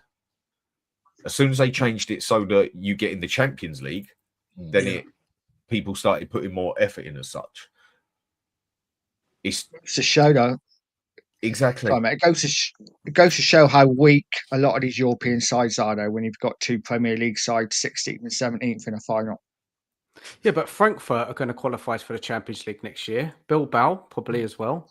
So, beating them. But that's where they've done it in the league, though, isn't it? Yeah. So it's acceptable. But to be 16th and 17th and get into the Champions League is a bit of a piss take in its own way, sort of thing. But that is the rules. You win that cup, you get to there. You win the Conference Cup, you get into the Europa Cup. You win the League Cup, you get into, I think, is it the Conference Cup or it's the Conference you get into, isn't it? Or is it the open stages of the Europa? I can't remember. But FA Cup, I think you get into the Europa. Yeah. In the FA, you get into, those are the rules. So, like it or lump it, people. Yeah. Exactly. How important are Van der Ven and Romero tomorrow? And you could say Vicario, you could say the fullbacks as well. That back line, I mean, I saw a stat the other day that out of 20 games, we've won 15 with that back line. Did anyone see that? Yeah. Yeah. Yeah, no, it's massive. Massive that they're hopefully, touch wood, all fit and they've got through training today. They have to stay fit for this game. We can't afford any injuries during the game. We can't afford Romero to lose his head and get booked in the first minutes. They have to be disciplined and professional. And if they are, we've got half a chance. Right, guys, let's start calling it now. Predictions, right? Everybody in the chat as well. Give us your predictions. Be bold, be brave. Obviously, your heart wants us to win, but what is your head telling you? Let's go round. Whoever wants to kick off first, jump in. I mean, Dan, you've said 2-1. I mean, it just kind of give us a little bit more clarity on that. What's your kind of confidence in that? I think we're going to do it 2-1 for the reason being I just think we've got that little bit more than Man U as such. I think the players have got a little bit more to actually try and prove something for this season. I think a few of the Man U players, they're almost a bit too smug for themselves. I think you can say that about a lot of players. I think that about Romero basically. But they think they're just going to win it, Dan? Do you think they're just going to walk into that final thinking they've got it? No, I don't think that. I don't know. The Man U players just come across with a bit more like, I don't quite know how to describe it properly, a bit stuck up themselves a little bit more. And I just think we're going to go out there and have that little extra bit of passion than what they are. Okay. Because I think also Man U know there is going to be a massive change around over the next 2 seasons where a lot of those players are going to go, a lot of those players are going to come in. It's also the same sort of thing like when we played against Villa. Why was anyone going to come on there and give it their all when they know they was going to never ever make it to the final? Even if Mikey Moore scored 4 goals in 2 games or scored 4 goals a game, he knows he ain't making that final come love nor money. Enzo knew that if he blocked 10 shots on the goal, he still is not getting in front of Romero. Again, down to the manager. I just think we've got that one step over them. They might have a point to prove with us where we've done them 3 times, but that can also bite you in the arse as well. I just think it's going to be that thin line between who wants it more and then who gets desperate. Because whoever gets desperate is the one that's going to lose it. And I just think we've got that little bit, and I'm saying 55-45 Spurs sort of thing. That little bit more than Man U at the moment. I mean, their season has been more of a disaster than ours. They are Manchester United, for God's sake. We are only Tottenham Hotspur, and I do say only, compared to Manchester United. So I just think we've got that little bit extra on them. I think they've also got that pressure on them that we haven't, of that they are Manchester United. They do win on finals. Look at their trophy cabinet. Look at who they are. They're almost expected in the back of their minds to win this. It is only Tottenham Hotspur, for God's sake. I mean, how did Fergie say it in his book at enough times? He didn't even used to do tactics with them. He used to just sit them down and say, come on, boys, it's Spurs. And that was it. I've read both his autobiographies. I think this is a different Man U team now, though, isn't it? This is a far, far away from of course, fantastic teams. I mean, look, they beat City, didn't they, last season? Was maybe City weren't on it enough that day, but they still good result, man. And then Newcastle they beat as well the season before. So, they get it over the line, don't they? So, Almiron, I don't know. I don't really know about this Almiron. Dan, what do you think of Almiron so far? Because you didn't join at the beginning. We were talking about him. What's going on with him? He's a manager that I wanted at Spurs. I think they got to stick with him. And what I mean by stick with him, look what Ange has had. He's had 2 seasons, 400 million for God's sake, and he's dragged us down to 17th place. Okay, he's got us to a final. Well done, mate. There's your Blue Peter badge. I appreciate it. But that's 400 million he's had in his back pocket. That whole team, basically, bar one player, is his that he has picked. And he can't seem to get them to play his way of football. And he hasn't got the common knowledge to adapt his football to the team he's got, i.e. play with the cards he's got. So Ange has got to go, come love nor money. He's proven that he cannot adapt to the team he has got. Otherwise, when we had those injuries, he would have changed things around a little bit. Right, we haven't got the goalkeeper. We ain't got the defenders. We ain't got this. We do have to defend more. Because come love nor money, we haven't got our mate. No, we just go gung-ho football and get smashed every game. And that's why he's got to go. But Almiron, he hasn't... What has he had? What? 1 player in and 1 loan, if I remember right? Is it 2 players? He's had nothing. I think he's had at least 1 player in, if I remember right. They've had 1 player in. And I was the first one. You give a manager a year, you see what he does, and then in the second season, you see what he builds with it. If the second season it just falls off a cliff like it has with us, the manager has got to go. Look what Roma did. They had the worst start they have had in like 17 or 18 years. So they sacked the manager. Next one came in. He was just as bad and it weren't working. So he sacked the manager again. They then bring in the third manager. They're now something like fifth or sixth, if I remember right, sixth or seventh, and they're fighting for a Champions League place and went 17 games unbeaten. If it is not working, you have got to get rid of the problem. And Ange is the problem. Yeah, you're right. He Dan. hasn't had time. Yeah. Amorim has not had the time Yeah. to fix the problems. Ange has. He has picked that team and he has walked it off a cliff. Literally. Like a bunch of lemmings, just falling down it. There's no bounce with it. It's just down. Amorim, he's basically come into Man U when, rough and ragged as they were, they haven't got better with him. But he's only had what? 6 months. 6 months? Exactly. That's a bit different to 24 months. Now, you give him to the start of next season, spend his money on the players he does want, because he hasn't had a chance to do that. He's only had a January and got, what, one player. And then you take the progression from there.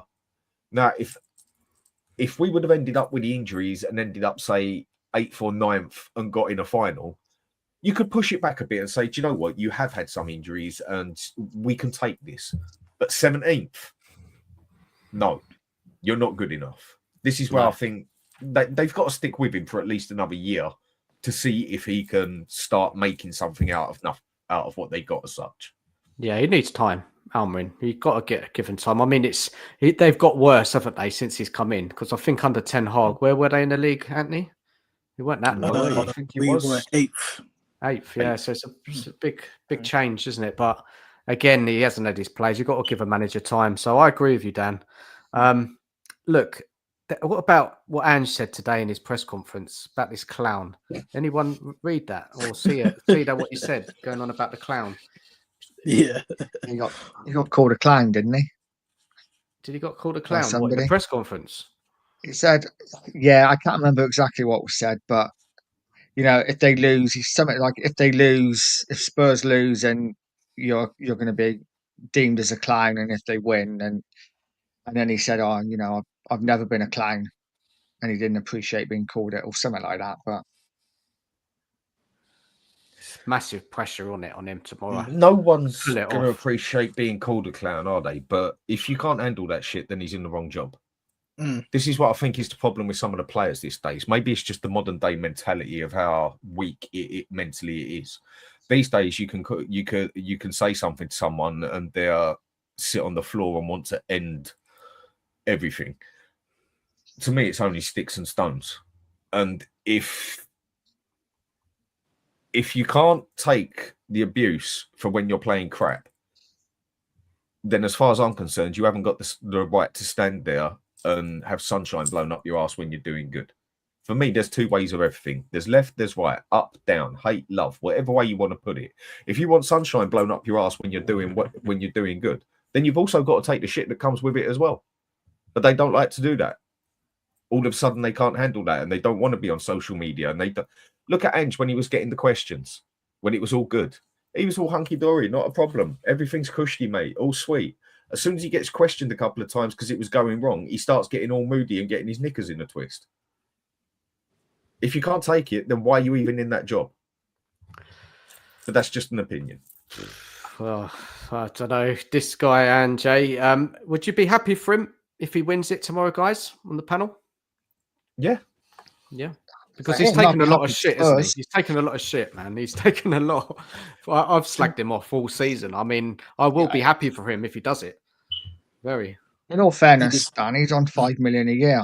Yeah, I know that. You know what I mean?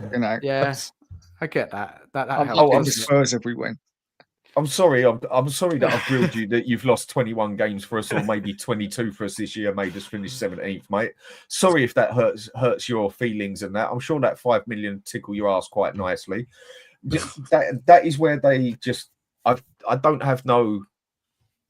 like I said, it's dog eat dog. If you are good enough, you get the credit for it. If you're bad enough, so if it's been out of order and far too hard on the grief we've given him, then he deserves no credit for winning that cup either. You can't have one or the other. You got to have both. You can't just have it one way. The world always works in two ways with that. So if he wants the credit for the cup if he wins it, then we also have to get credit towards Daniel Levy, because everybody says Daniel Levy is the reason why we have nothing. And he is the fault that we have nothing at the club and we win no cups and that. So if we win this, the players need the credit, Ange needs the credit, and Levy gets the credit. It's how it works. You've got to give credit where it's due. If you're going to slate them all the time for when they're doing bad, you've also got to give them credit for when they're doing good. And then it works the other way around. If they want the credit all the time for when they're doing good, then you've got to also slate them when they're doing bad, and they got to accept it. But they just don't like getting told that they're not doing well. They just want the sunshine. So I've got the actual quote now. I've seen it. So Ange was asked, "What do you respond to this?" So it's been reported by someone that if you don't win that final, you'll be a clown. So if you win it, you're a hero. If you lose it, you're a clown. And then he said, "I'll tell you one thing. Irrespective of tomorrow, I'm not a clown and never will be." Let's hope not. Is it though? He's not a clown, but he's just a bad manager, isn't he? If It's he a loses figure it. of speech, for God's Yeah, sake. you can't take banter. Yeah, it's a figure. That's It's a figure of exactly. speech, for God's sake. Exactly. Whenever someone wants to give you a bit of disrespect or whatever, they label you as an object or a thing. Mm. That's just the way it is. Welcome to the real world, Ange. Sorry, mate. If you can't take the shit, then don't expect to be praised as well at the same time. Yeah, no one's going to be like being called a clown, but I bet he ain't going to mind if he wins that cup and everyone calls him the next best thing since sliced bread, are they? I bet he ain't going to complain then. No, Again, exactly. you can't have it one way. It has to work both ways. Definitely. This is the debate I had with Ian earlier when he was saying no, Levy gets no respect or credit for this. I'm like, bollocks. If he gets all the stick that we've got nothing, he's got to get some of the stick. He's got to get some of the credit that we got something. It's got to work both ways if you want to be fair in life, is the way I see it. Yeah, and I try to be fair. That doesn't mean we don't want Levy out still. It's just that you have to give him credit. Exactly. Yeah. I mean, if Timo Werner played in this game, for example, and all of a sudden scored the goal in the last minute, you'd still turn around and say he's a dog shit of a player. But do you know what? Fair play, mate. Credit where it's due. You got us that goal that won us the cup. What's so hard in that? Right. Guys, I've got to wrap it up shortly. Thank you so much, guys, for joining. I just want final thoughts about tomorrow. Anything anybody wants to say. Look, we're all getting ready for it, man. It's massive game. And we don't know what's going to happen. We really don't. It could go either way, really. It's not like a clear favourite, is there? Yeah. 55-45 to Spurs, 2-1 Spurs. And it's going to be an edgy game. Because both have got so much to win or lose on this game. It's going to be a horrible game of football, isn't it? It's not going to be pretty. It's going to be possibly. I think if you see 2 early goals, then I think you're going to see a 4-3. The longer and longer it goes on without a goal, I think the more and more Spurs West Ham game this is going to be. If you see where I'm coming from, it's one or the other. There's no in betweener for me on this one. And if I'm going to be honest, I'd rather it be a chaotic one that nearly wants you to put the own bottle over your own head 4-3 win sort of thing on the last minute than some poxy 1-1 game that drags to the last. That is just, it almost puts you in depression watching it. But again, that's just my side. I think this is going all the way. I can see this going to extra time and maybe penalties. It's what Spurs do. They never make it easy, do they? Never make it easy. It's not going to be.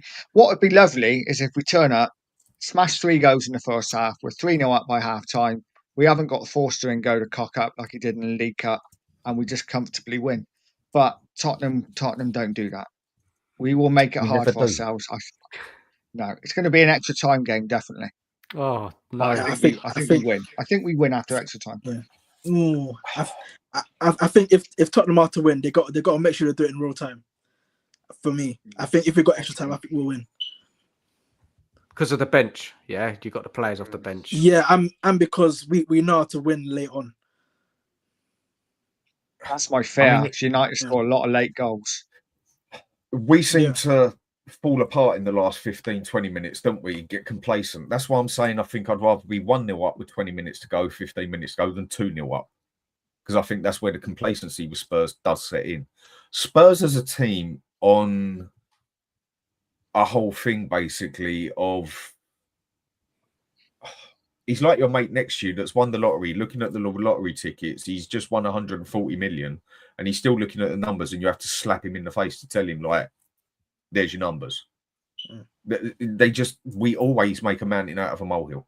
Everything, every time, without fail. Yeah. Look, guys, what's your little rituals tomorrow? What's your plans? I mean, because you're gonna just be thinking about the evening all day. What's your plans? You working tomorrow? You chilling at home? Are what's the little plan tomorrow, guys? Anthony, what are you doing tomorrow? Just a normal day for you? Yeah, normal day until it hits 5 o'clock. Then I'm crapping myself. The nerves are gonna kick in. Me, I'm off tomorrow because my my little one's got chicken pox. So I've got to look after him tomorrow. Right. So so it's not too good. But look, I'm going down to my local pub. Nice. Hopefully there'll be some atmosphere down there. There's some Spurs fans. I don't know many people in the area, so look, just get involved. I'm picking a rowdy pub. Yeah, I'm particularly picking a rowdy one for the atmosphere, because it'll be good if it gets a bit lively. But Dan, any plans particularly tomorrow? You streaming? I've had options go down the pub. I've had options to go up London. Do you know what? It's just got me to the point now where if it does go wrong in the pub, there'd probably be repercussions. So I'm just going to stay indoors and watch it with my bottle of Southern Comfort instead of go up the pub and do it. I just think it's going to be safer for me doing it that way, and then speak to people while they're online and do it, and like whatever. I just think that's how it's going to be safer for me, basically. Because if I'm in a pub with a load of Arsenal supporters and Chelsea supporters and whatever, which there is a lot in my area, and it starts getting, I don't know how much I'm going to be able to take after a few drinks, but without saying something back, and then we all know how a pub can go from there, and how I've seen our local go many a time from there. So I'm just going to stay out of it. I ain't going up London for it. I weren't paying the thousands to go abroad to watch it. I'm just going to sit in my little man cave, shut the door. I might have a mate or two over, going to have my bottle of Southern Comfort with me, and just watch the game. Try and enjoy it. Take it from there. Try and enjoy it, man. Yeah, because look, we don't make many finals, and we can win this. We can win this. It's just how painful this season has been. I'm probably going to need more than a pizza to enjoy it, if you know what I mean. It's just one of them things. But come on, we can do this. I think we can do this. Yeah, we can. We can do it. We must do it. If we don't, it's just mayhem. If we lose that, worst season, for how many years? I don't know. I've lost track now. Is it officially the worst season now? Is it under Ange? Yes. Guys? Is it officially in the Premier League? Yeah. Yes. He would be our worst manager ever, but our most successful manager. It's got Spurs written all over it. It's got Spurs. This is what I mean. But I'll leave it at that, mate. The scenes if we win it as well, man. Oh my days. Look, guys, gonna go now. Get an early night before tomorrow. Thank you for everyone jumped on. Adrian jumping on earlier. Thanks for having me. Dan, mate, appreciate you jumping on as well. Much appreciated. Thanks for having us on, man. Much appreciated. Nice having me. And Anthony as well, man. Thank you for coming on yourself. Thank you. Nige, as always. Big up to everyone watched. Please smash the like button if you can. Subscribe to us all. That'd be much appreciated. And look, we got to win it tomorrow, guys. We got to win it. We must. And look, let's pray we do. But anyway, guys, good night to you all. Take care of yourselves. And come on, you Spurs. Come on, you Spurs. Come on, you United. Spurs. Fuck off.